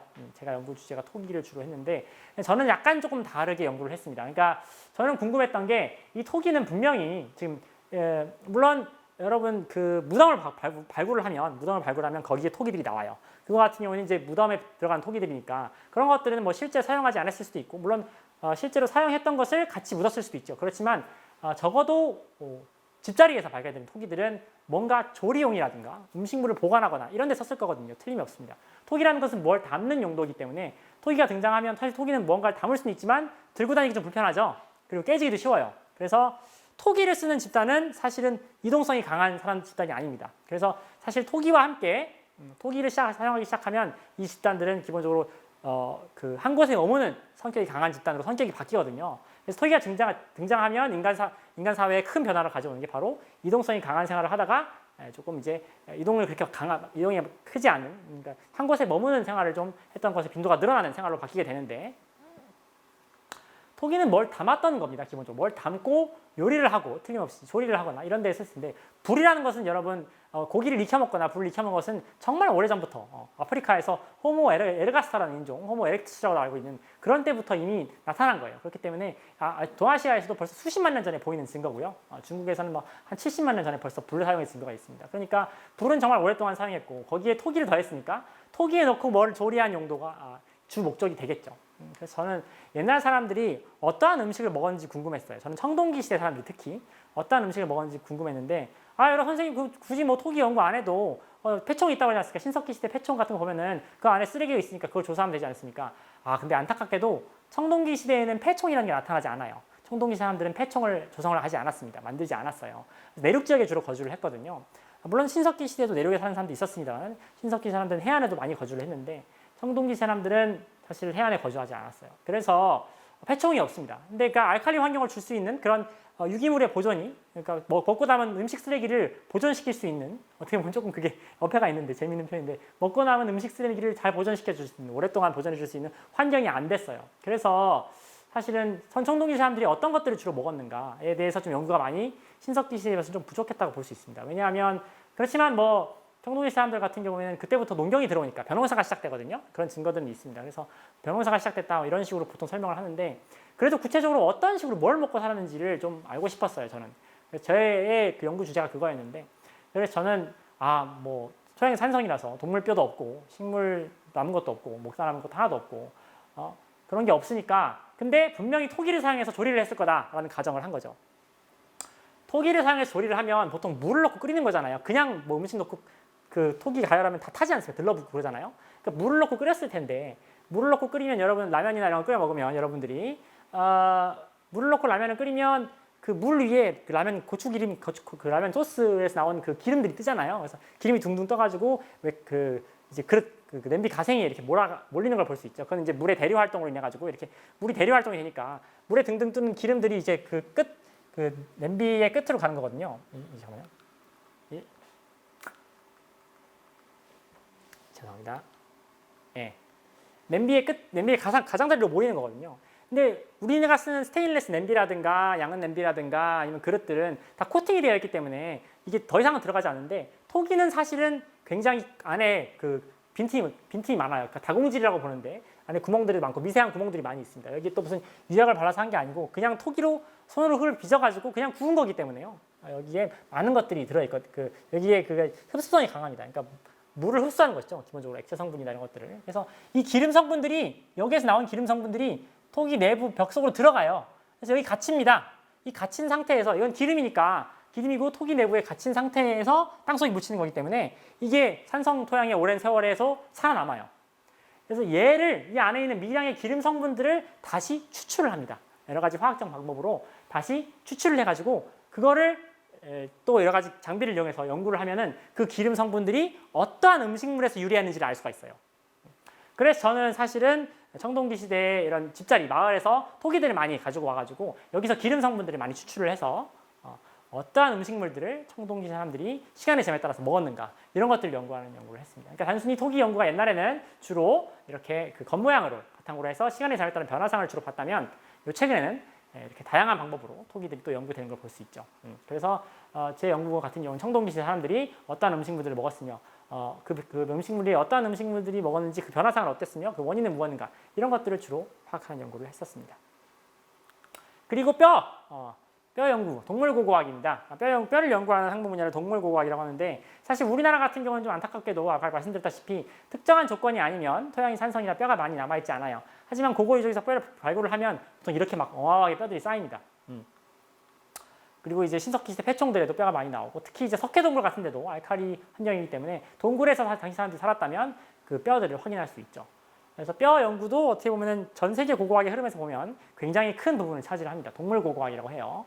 그래서 zoo archaeology, 영어로는 동물 고고학 이렇게 합니다. 동물 고고학자들은 보통 어떠한 것들을 하는가? 동물 고고학이라는 것은 고고 유적에서 남겨진 동물 유해 전체 혹은 일부를 연구하는 학문 분야입니다. 여기서 말하는 동물의 유해란 사실 단순히 뼈만이 아니고 치아나 뿔, 상아, 가죽, 털, 비늘, 조개 껍데기 등 죽은 동물이 남길 수 있는 모든 신체 조직을 포함을 해요. 그래서 동물 고고학은 포유류뿐만 아니라 새, 물고기, 파충류, 양서류, 심지어는 연체동물과 같은 모든 종류의 동물을 다루는 게 바로 동물 고고학이라는 분야입니다. 그래서 동물 고고학자들이 뼈를 통해서 알 수 있는 게 어떤 것들인가?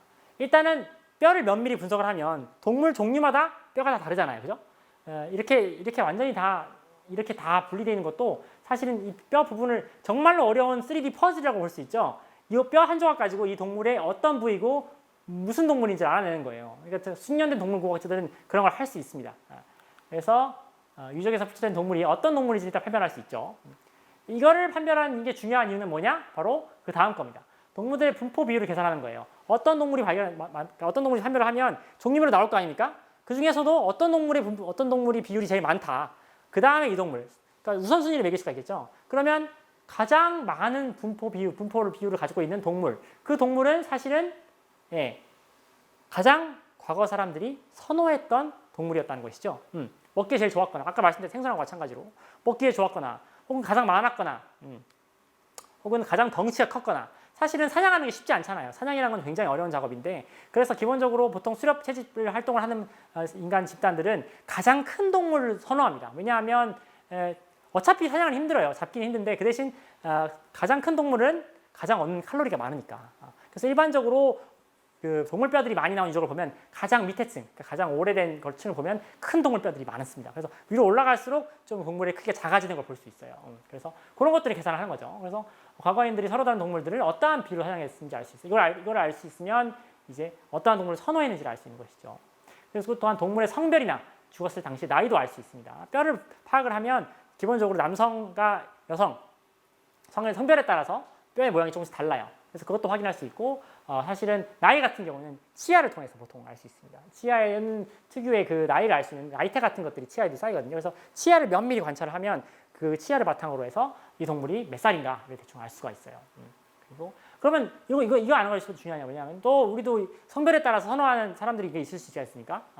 그리고 뭐 이제 그 나이 같은 경우도 또 이제 아무래도 식감이나 이런 것들이 아무래도 그 어린 나이의 동물, 도축을 어린 나이에 있는 동물들을 더 많이 선호하는 걸 볼 수 있고 옛날 지금이나 마찬가지입니다. 요즘에도 그렇지 않습니까? 원령이 너무 나이가 많은 동물들은 사실은 식용으로 쓸 수가 없거든요. 그런 식으로 생각을 하면 이런 것들도 파악을 하면 선호하는 나이라든가 선호하는 성별까지도 확인할 수 있겠죠. 그러니까 또한 출토된 유해들이 동물의 어느 부분에 속한 것인지 알 수 있어요. 이것도 중요합니다. 왜냐하면 어느 부분을 선호했는가. 맛있는 부위가 있잖아요. 요즘도 저희도 어느 부위를 더 선호하고 어느 부위가 더 맛있고 그 부위는 맛이 없어. 취향이 있을 수 있지 않습니까? 또 그리고 사실은 이런 거는 중요한 게 뭐냐면 사냥할 때 사람들이 이런 게 있어요. 너무 큰 동물들은 사실은 이걸 가지고 오기가 힘듭니다. 거의 100kg, 200kg 가까운 동물들이 축 처져 있는데 사실 상자같이 딱 각지 모양도 아니고 그렇게 물컹물컹하고 축 처져 있는 동물들을 이걸 통째로 가져오기 너무 힘들잖아요. 사실은 장정 한 2~3명이 갔다고 정말 힘들 겁니다. 그런데 사실은 그렇기 때문에 그 자리에서 바로 해체를 하는 경우도 있습니다. 실업 채집하는 사람들이, 과거 사람들이. 그래서 그 자리에서 바로 해체를 해서 사실은 해체를 할 때 우선되는 게 뭐겠어요? 가져와야 될 부위가 있고 가져오지 말아야 될 부위가 있는데 무거우니까 일단 선별해서 가져오는 건데 아무래도 살이 많은 부위를 가져오겠죠, 그죠? 먹을 게 많은 부위를. 그래서 어느 부분에 속하는 것인지 알고 있으면 그러면 과연 이 부위가 우리가 예상하는 것처럼 살이 많은 부위인가 혹은 아닌가 특정한 이유 때문에 살이 적더라도 다른 부위를 갖고 왔다면 그 이유가 있을 거 아니에요. 혹은 뭐 예를 들어서 무슨 동물의 머리뼈라든가 이런 것들은 사실 상징적인 의미로 쓰일 수도 있거든요. 의례라든가 이런 제사용으로 쓸 수도 있기 때문에 그렇기 때문에 그런 부위를 알게 되면 또 그거에 따른 여러 가지 또 과거의 인간 사회에 대한 설명이 가능한 것이죠. 그래서 동물이 또 어떠한 방식으로 환영되고 해체되었는지도 알 수 있는 것이고요.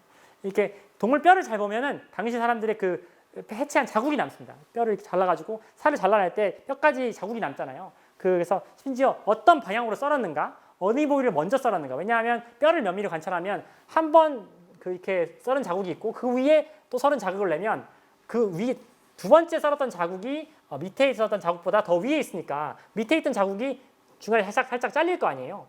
그래서 선은 어떤 방향으로 먼저 자르고 그 다음에 뭘 자르고 이렇게 이제 그 해체하는 순서까지도 확인, 뼈를 면밀히 관찰하면 알 수 있는 것이죠. 그래서 이 전체 큰 동물이 먼저 어디를 어떻게 썰었고 그 다음에 어떻게 썰었고 이런 것들을 알 수 있는 것이죠. 그래서 과연 지금과 마찬가지로 옛날 사냥꾼들도 이렇게 효율적으로 사냥을 했는가, 해체하는 방법에 뭔가 특별한 게 있었는가 이런 것도 활용할 수 있겠고요. 그리고 음식으로 활용되지 않았던 동물의 유해가 어떻게 활용되는지 알 수 있다. 이 말은 뭐예요? 그러니까 아까 말씀드렸죠. 그러니까 모든 동물이 단순히 먹는 식용 자원으로서만은 사용되지 않았을 수도 있거든요. 특히 부위에 따라서 머리뼈라든가 혹은 가죽이라든가 이런 것들은 사실은 몸을 따뜻하게 하는 용도라든가 아니면 제사용, 의례용으로도 쓰일 수 있기 때문에 그런 것들도 다 파악을 할 수 있는 것입니다. 연구를 하면. 동물고고학자들은 이런 식의 연구를 진행을 하죠.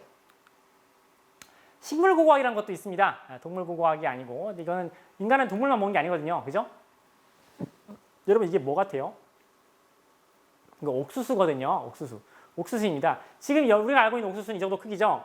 근데 이거는 사실은 인간이 오랫동안 작물을 재배한 결과예요. 옥수수를 심고 또 심을 때마다 좀 더 크기가 큰 것만 골라가지고 다시 심었거든요. 크기만 큰 것만 골라가지고 먹고 너무 자잘한 건 먹지 않고 크기만 큰 것만 골라가지고 먹고 그 중에 일부를 다시 심고 해서 개량된 품종 개량의 결과입니다. 그러니까 재배종이죠. 근데 재배된 옥수수가 아주 그냥 옥수수는 정말 오랜 거의 재배 역사를 갖고 있는데 근데 얘는 그냥 야생종이에요. 그러니까 야생의 옥수수는 이랬어요. 콩도 마찬가지인데 야생의 콩은 정말 작아요. 정말 작습니다. 근데 재배된 콩은 크죠. 기본적으로 알갱이가 큰 거를 주로 선호하기 때문에 다시 심고 하다 보면 그렇게 알갱이가 커지는 겁니다. 그래서 대형화되는데 재배종이 되면 기본적으로 수렵 채집에서 채집의 역할을 하는 것이 바로 식물 자원이고 또 식물 자원이 또 이제 중요한 이유는 농경이 시작되면 아까 말씀드린 작물 재배가 시작되면 우리나라에서는 신석기 시대 중반부부터 작물이 재배된 것으로 알려져 있습니다. 본격적으로 이제 벼농사가 시작된 건 농경으로 청동기 시대로 알려져 있고요.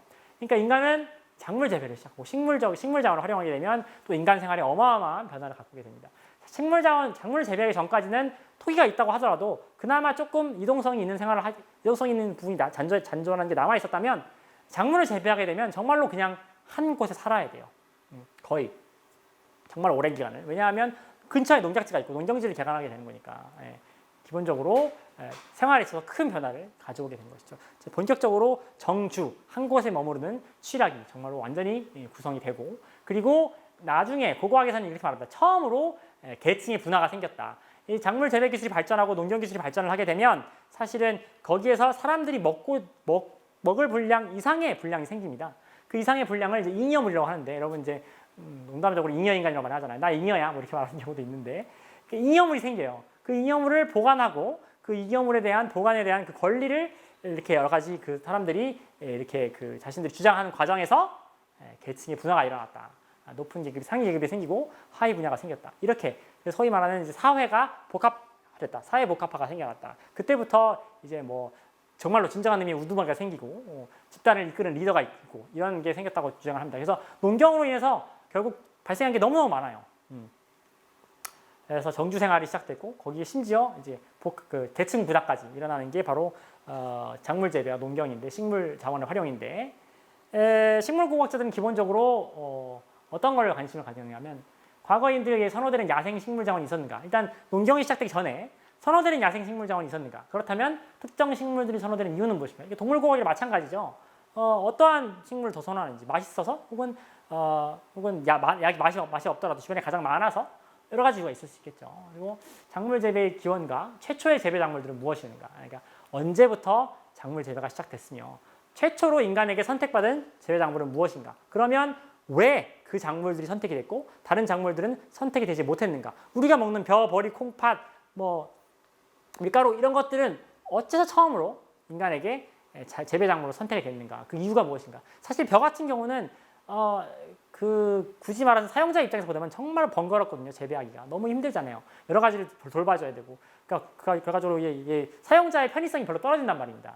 그러니까 이제 굳이 말하자면 벼농사 같은 경우는 고생을 많이 해야 할 수 있잖아요. 굳이 말하자면 아주 불편하게 사용하기 힘든 스마트폰 같은 거예요. 그 인터페이스나 구조가 너무 복잡해서 너무 힘든 거지. 그럼에도 불구하고 벼를 재배를 했단 말이죠.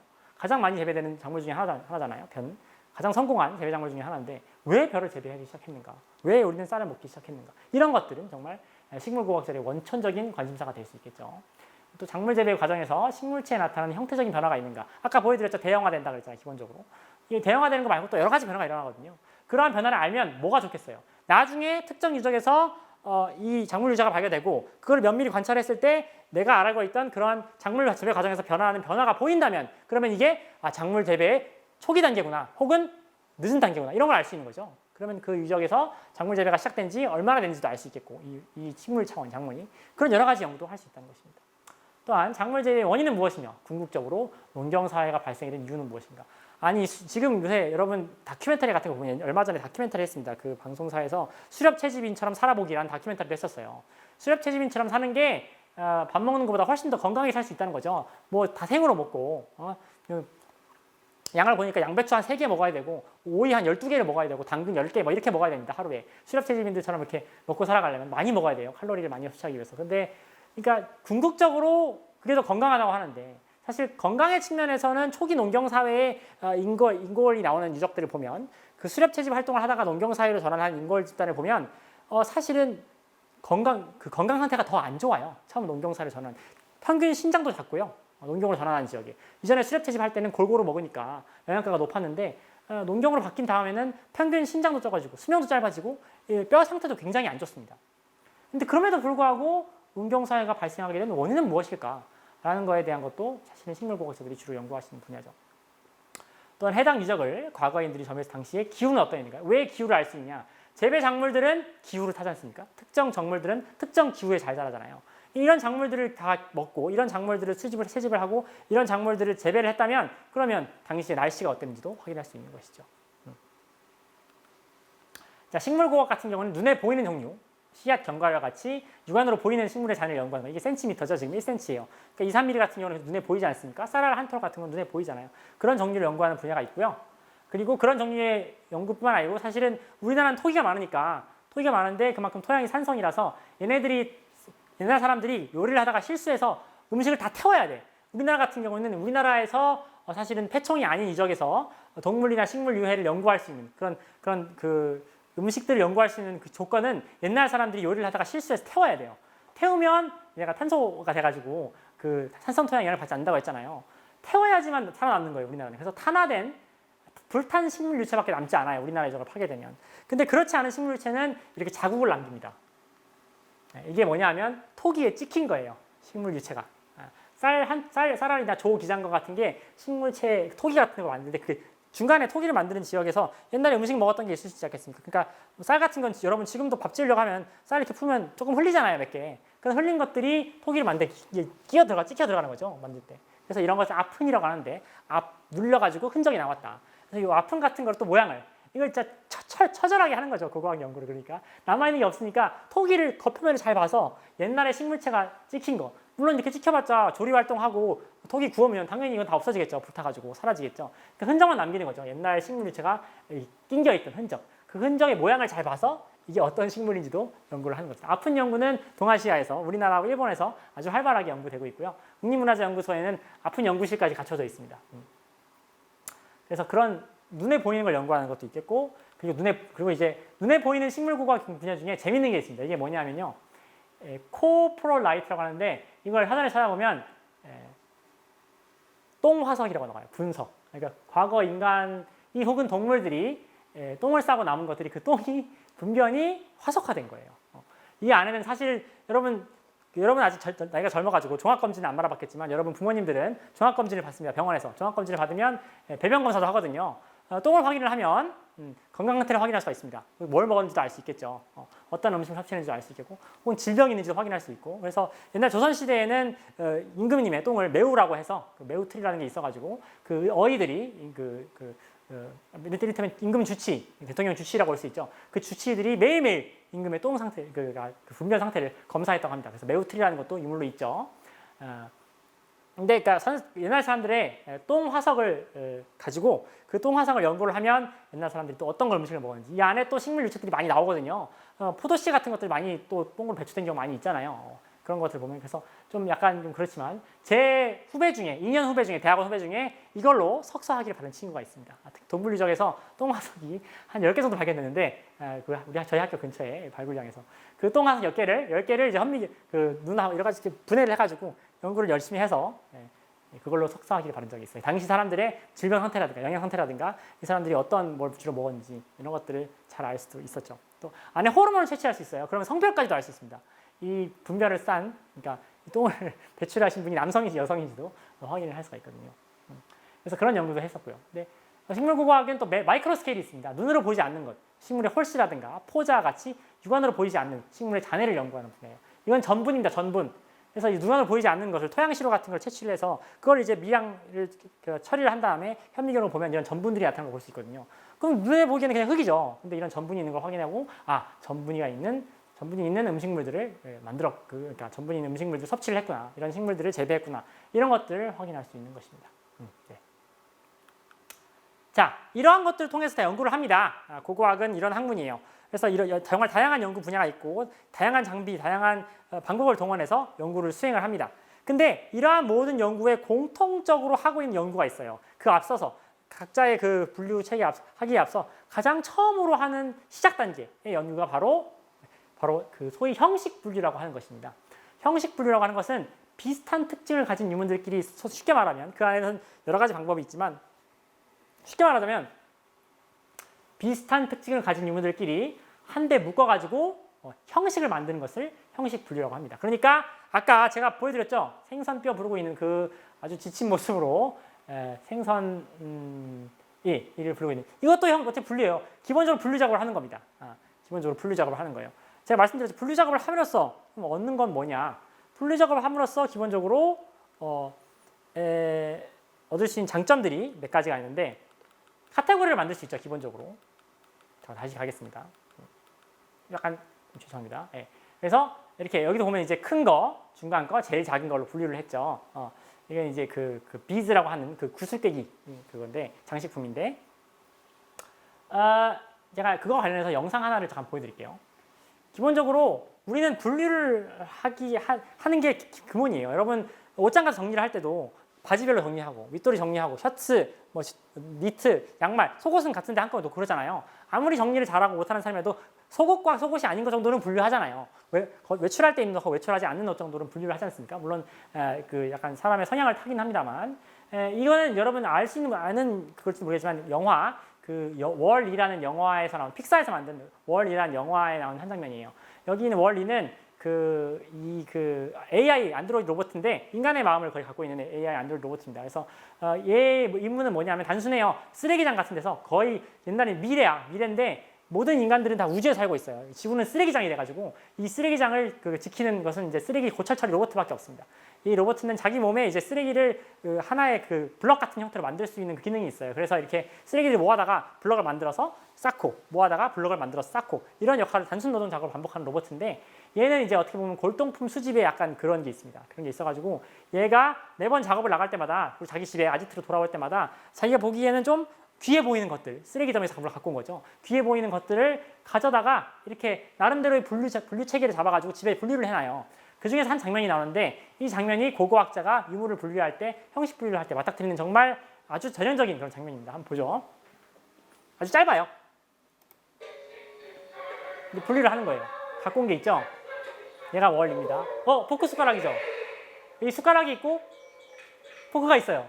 근데 어디 두실지 몰라서 한 가운데 아주 조심스럽게 내려놓죠. 네, 이 장면이 있습니다. 이게 뭐냐? 고고학자들도 마찬가지예요. 이게 고고학자들이 유물을 분리하면서 형식 분리를 하면서 느끼는 아주 큰 딜레마입니다. 그러니까 항상 내가 원하는 대로 카테고리가 만들어지는 게 아니거든요. 그래서 항상 이제 그 안에서 또 다른 카테고리를 만들고 하고 뭐 세분화한 작업이 있는데 기본적으로 이런 식으로 인간은 분류를 하는 그런 게 있습니다. 정리를 하고 나름대로. 저도 책 같은 거나 이런 게 뭐 무슨 여러분 뭐 게임 소프트웨어라든가 장난감이나 이런 것도 분류를 해가지고 놓는 게 나중에 찾기도 편하잖아요. 그러니까 그런데 연구를 위해서 분류를 합니다. 그래서 이러한 사실 분류는 사실 부정확해요. 굉장히 임의적이죠. 그리고 그 같은 유물이라도 학자에 따라서 분류하는 기준이 다르니까 여러 가지 힘들 수도 있겠죠. 그리고 학자마다 다 다른 분류안이 있을 수도 있겠죠. 사실 여러 가지 분류안 중에서 어느 분류안이 맞다, 틀리다 이런 거로도 논쟁이 일기도 합니다. 또 때로는 잘못되기도 하죠. 이게 그리고 심지어는 잘못됐는지 아닌지도 몰라요, 학자가. 왜냐면 옛날 사람들이 그런 우리가 분류하는 분류안대로 그대로 사용하지 않았을 수도 있으니까. 그런 분류 체계를 그대로 따르지 않았어요. 옛날 사람들 분류하는 걸 했다고 하더라도 옛날 사람들도 분류했다는 어느 정도 구분을 했다는 것은 확실히 알 수 있습니다. 왜냐하면 마을을 보면 마을 주거지들이 사는 지역하고 혹은 고분군이 있는 지역 혹은 이제 그 마을에서 사용할 여러 집기들, 토기들이나 여러 석기들을 만든 제작소 같은 경우는 또 한 곳에 있거든요. 이렇게 기본적으로 마을 배치도 분류되어 있습니다. 분리되어 있기 때문에 옛날 사람들 틀림없이 분류의 개념이 있었을 텐데 근데 실제와 전 다를 수도 있고 그 분류와 지금 우리가 생각하는 분류가 전혀 다를 수도 있죠. 그리고 무엇보다도 굉장히 지루합니다. 아까 그거 하는 거 보셨죠? 이렇게 스트레스 받아가지고 엎드려가지고 새벽에 이렇게 하는 거 보셨잖아요. 오래 걸리니까 지루하죠. 근데 그럼에도 불구하고 많은 고고학자들이 이거부터 시작합니다. 고고학자들 이거부터 시작해요. 물론 이건 좀 과장인데 필수 불가결을 한 거라고 볼 수 있습니다. 일단 형식 분류는 유물들의 다양성을 축소시켜요. 그러니까 일단 너무 복잡하잖아요. 유물들이 얼마나 많은 종류가 있을 때 그 유물에 많은 종류들이 있는데 그거를 분류를 해놓으면 적어도 카테고리를 정리를 해놓으면 일단 한 유적에서 출토된 유물들을 보기가 편하단 말이에요. 엑셀로 정리를 해놓으면 복잡함들이 사라지고 어느 정도의 분포 상황을 볼 수가 있잖아요. 그래서 유물들의 다양성을 축소시켜서 고고학자들로 하여금 일정한 패턴을 볼 수 있게 해주는 거죠.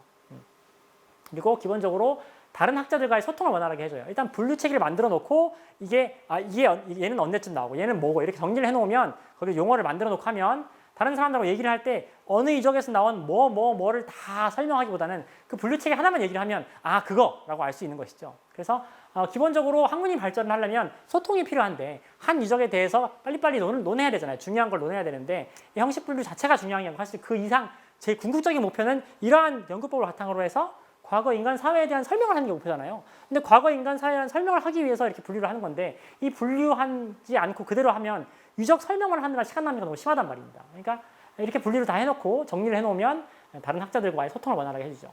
그리고 마지막으로 해당 지역의 물질 문화에 대해 아무것도 모를 때 정말 우리는 사실 한국 사람이 한국 고고학자가 한국 유적을 발굴하게 되면 기본적으로 고고학자가 그 해당 유적 지점 어느 시기인지 알면 대충 어떠한 유적이 나오고 어떠한 유물이 나오는지 다 알고 있지만 그렇지 않은 경우가 있지 않습니까? 정말 생판 모르는 데 가서 연구를 하고 발굴을 할 수도 있어요. 제가 동남아시 처음 갔을 때 그랬습니다. 발굴적으로 갔을 때.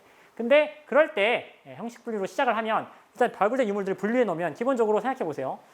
제가 가장 여기 살짝 볼 수 있나요? 이렇게? 어떤 유적에서 도구의 기능에 따라서 분류한다고 봅시다. 사냥용 도구가 한 70% 발견됐고 형식 분류를 해보니까 농기구가 한 30% 발견됐고요. 이게 A 유적입니다. B 유적 같은 경우에는 반대였어요. 농기구가 70%였고 사냥용이 30%였어요. 이것만 봐도 이렇게만 분류를 해놔도 기본적으로 얘는 사냥을 많이 했던 사람들이 하던 유적이구나. 얘는 농사를 많이 했던 사람들이 점유했던 유적이야. 이걸 알 수 있는 것이잖아요. 가장 기본적인 것부터 시작할 수 있다는 것입니다. 그러니까 분류를 일단 형식 분류를 해놓으면 그게 기준이 기능별이든 그게 모양별이든 어떤 그 특정한 기준이 있겠죠. 그 기준에 따라서 분류를 해놓으면 기본적으로 안 하는 것보다는 훨씬 낫다는 거예요. 유적에 대해서 알 수 있는 것들이. 그래서 형식 분류를 사람들이 하는 겁니다. 자, 기본적으로 이러한 과정을 거쳐서 고고학 연구를 하는데 그럼 사례 연구를 하나 제가 들어볼게요. 사례 연구. 사례 연구가 그 전에 마지막으로 이제 고고학의 측면, 그리고 고고학의 특징을 세 가지 측면으로 할 수 있는데, 고고학은 결국 이 세 단어로 축약이 돼서 설명이 가능합니다. 물체가 있고, 물질 문화, 우리가 연구하는 물질 문화가 있고, 그 물질 문화에 얽힌 맥락이 있어요. 그리고 그 물체와 그 맥락을 함께 같이 연구를 해서 바로 과거에 대한 이야기를 해주는 학문이 바로 고고학이라고 합니다. 물질 문화와 그 물질 문화 주변의 맥락을 사용해서 과거 인간들에 대한 이야기를 해주는 학문이 바로 고고학이라는 겁니다. 네. 그래서 고고학자들은 과거 물질 문화의 생산, 기능, 교환, 소비, 그리고 변환, 이런 여러 가지 것들에 관심이 많이 있습니다. 이런 일련 과정을 살피는 것으로, 그것을 통해서 과거 인간, 여기 약간 오타가 났네요. 죄송합니다. 것을 통해, 이러한 일련의 과정을 살피는 것을 통해 과거 인간 사람들의 삶에 대한 정보를 알 수 있어요. 사실 과거 인간 사람들에 대한 삶의 전 정보는 현대 우리의 삶에 도움을 줄 수 있어요. 이거는 이제 사실 역사를 아는 기본이죠. 과거를 통해서 현재를 배운다. 온고지신. 역사는 반복되어서는 안 된다. 아픈 역사가 있으면 되풀이해서는 안 되고, 과거 인간 사회가 어떠한 특정한 환경에 적응에 실패한 역사가 있으면 그걸 면밀히 알 수 있다면, 그러면 우리가 성공적으로 살아남기 위해서는 그런 일을 반복해서는 안 되겠다. 이런 것들. 기본적으로 과거를 아는 이유는 과거 인간들의 사람들의 삶을 통해서 현대 우리의 삶에 대한 도움을 받기 위해서입니다. 그래서 그것이 바로 고고학이라는 학문이고, 그것이 바로 고고학을 하는 이유입니다. 그러면 이제 아까 말했던 사례 연구를 하나 들어보고 오늘 마무리를 짓도록 할 텐데, 바로 네안데르탈린, 여러분 들어봤을 겁니다. 네안데르탈린은 구석기 시대에 중기 구석기 시대 유럽에서 많이 살았던, 현생 인류랑 유럽에서 같이 공존했던 그런 인종이에요. 네안데르탈린은 아주 추웠을 당시, 그때 플라이스토세 말이기 때문에 굉장히 추운 기후에 적응을 했습니다. 그래서 기본적으로 현생 인류보다 굉장히 단단하고요, 등도 굉장히 넓고, 기본적으로 몸통이 굉장히 두껍습니다. 그래가지고 약간 이렇게 판타지 좋아하시는 분이 약간 드워프 같은 그런 느낌을 생각하시면 돼요. 그래서 유럽과 우리나라 서아시아에 존재했던 호미니는 이제 고인류를 지칭한 용어입니다.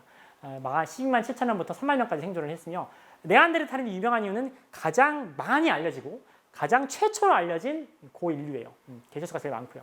더 이상 진화적으로 막다른 골목이라고 하는데, 사실은 유럽에서 둘이 현생 인류와 호모 사피엔스, 즉 현생 인류, 여러분이 알고 있는 네안데르탈린 학술적 이름은 호모 네안데르탈렌시스거든요. 네안데르탈린하고 호모 사피엔스는 유럽에서 공존을 했기 때문에 그 둘 사이에 사실은 이렇게 그 교배가 있었다라는 말도 있습니다. 그래서 유럽의 현대 인구의 DNA를 조사해 보면 네안데르탈린은 인골이 많기 때문에 거기서 DNA도 수출을 할 수 있거든요. 그래서 네안데르탈린의 DNA와 비교를 해보면 유럽의 현생 인류의 약 한 4%의 유럽의 현생 인류에서 네안데르탈린의 그런 DNA가 보인다라는 말이 있습니다. 그러니까 사실은 진화적으로 막다른 골목이긴 하지만 그래도 우리의 DNA에 사실 네안데르탈린의 DNA가 조금은 섞여 있어요. 그래서 네안데르탈린 박물관에 가보면 독일의 네안데르 벨리 라는 데서 이제 사실 최초로 발견된 것은 이보다 전인데, 그 네안데르탈인 것으로 확인된 게 네안데르 벨리이기 때문에 이제 네안데르 벨리, 독일의 네안데르 계곡에서 따서 이름을 네안데르탈이라고 하는데, 그 박물관에 가보면, 독일의 네안데르탈 박물관에 가보면 거기에 미스터 4%라는 양복을 입고 있는 네안데르탈인을 전시해 놓은 게 있어요. 상징적인 의미가 있는 것이죠. 그래서 어쨌든 공식적으로는 진화적으로 막다른 골목이지만 DNA가 일부 우리 몸에 있다.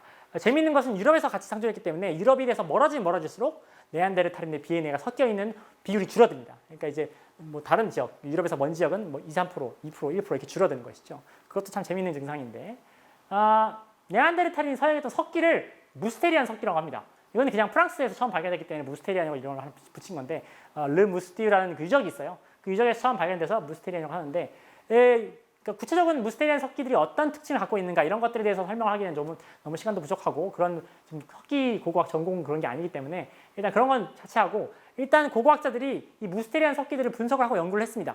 연구를 해서 그래서 이제 대략 한 사용 시기는 지금부터 13만 년 전에서 2만 4천 년 정도로 추정이 되는데, 4가지 형식으로 구분을 했어요. 형식 비율에서 4가지로.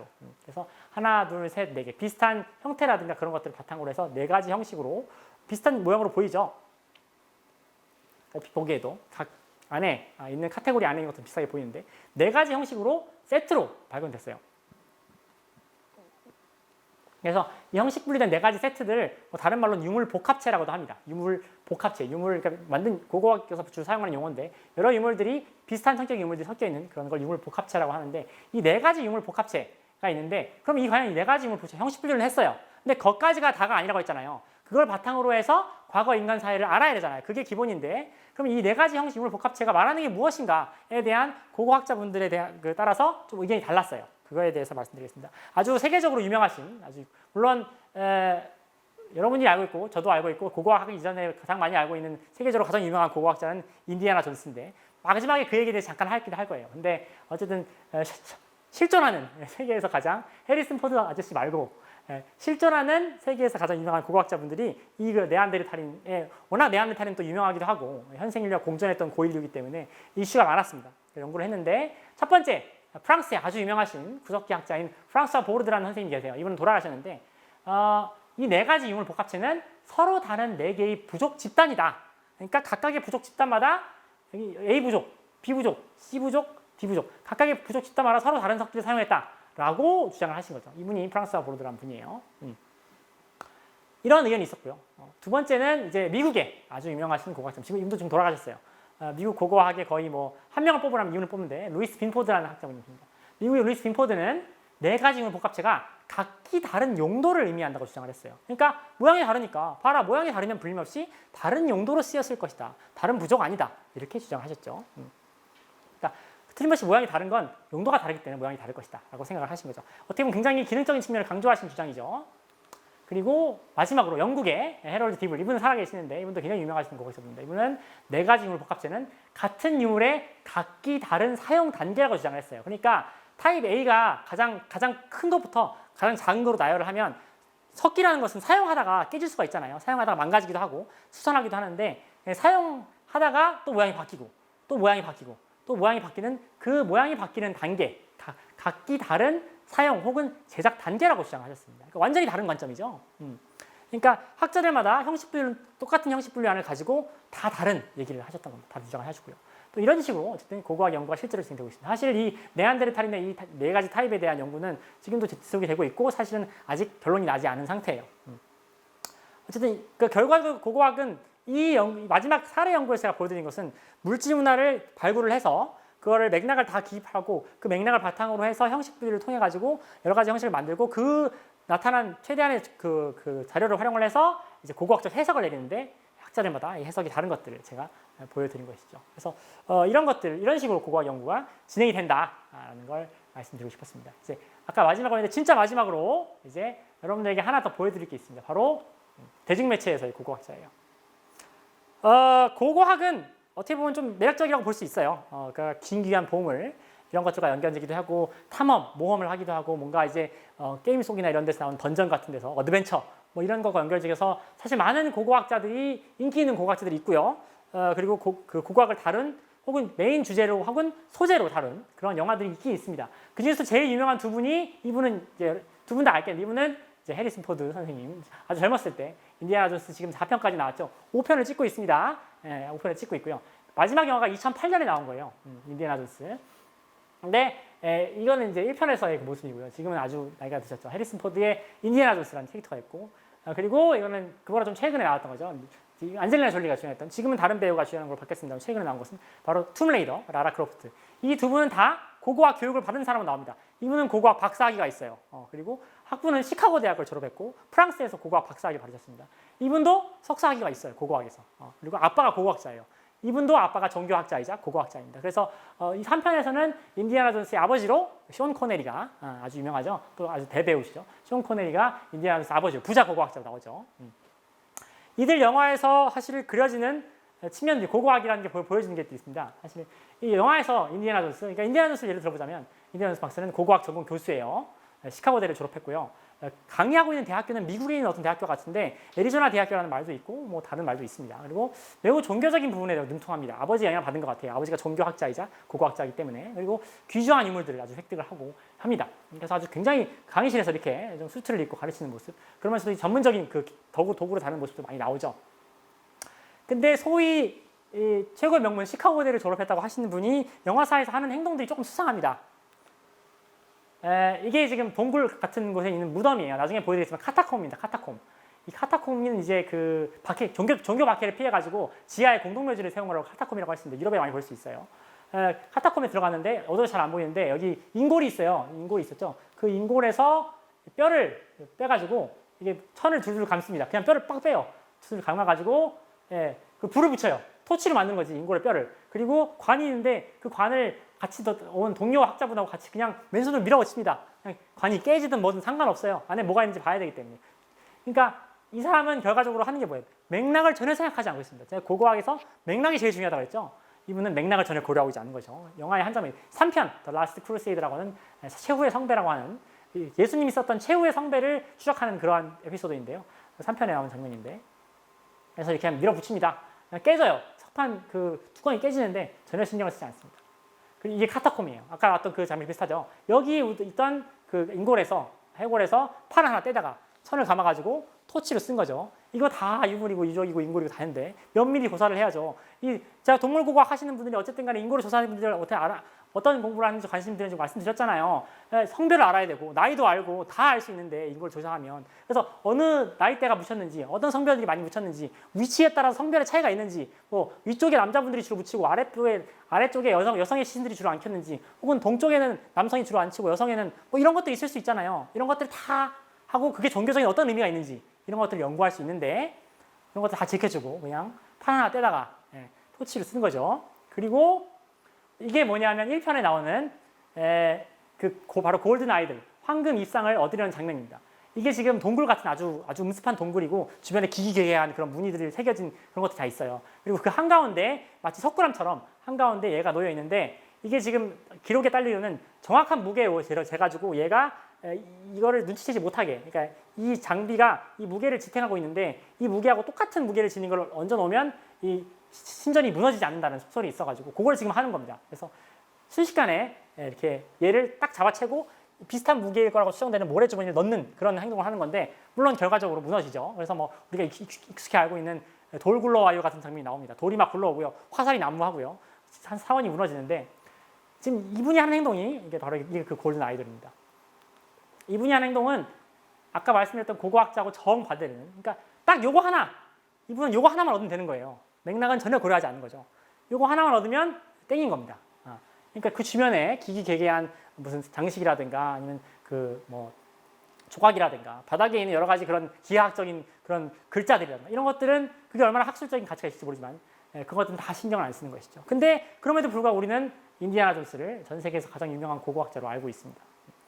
그러니까 그래서 이제 마지막 3편에서 막 이제 심지어는 싸워요. 심지어는 독일군하고 싸우는데 배경이 나치라서 독일군하고 막 싸우는데 그 싸우는 과정까지 나오고 이제 3편에서는 마지막이 아니죠. 4편이 나왔으니까. 근데 예전에 있었던 영화 3편까지의 1, 2, 3, 3편에서는 심지어 이런 말까지 나옵니다. 아버지 입을 빌어가지고 이 영화 찍는 분들이 자기도 약간 자괴감에 빠졌는지 비판을 받아가지고 그런지 이렇게 막 그러고 나서 아버지를 구하는데 아버지가 이런 게 고고학이냐? 이렇게 물어봐요. 빨리 나오라고 이렇게 말을 하죠. 네. 그래서 이런 걸 보면 사실 고고학자 입장에서 보면 여전히 인디아나 존스는 저 영웅이긴 합니다.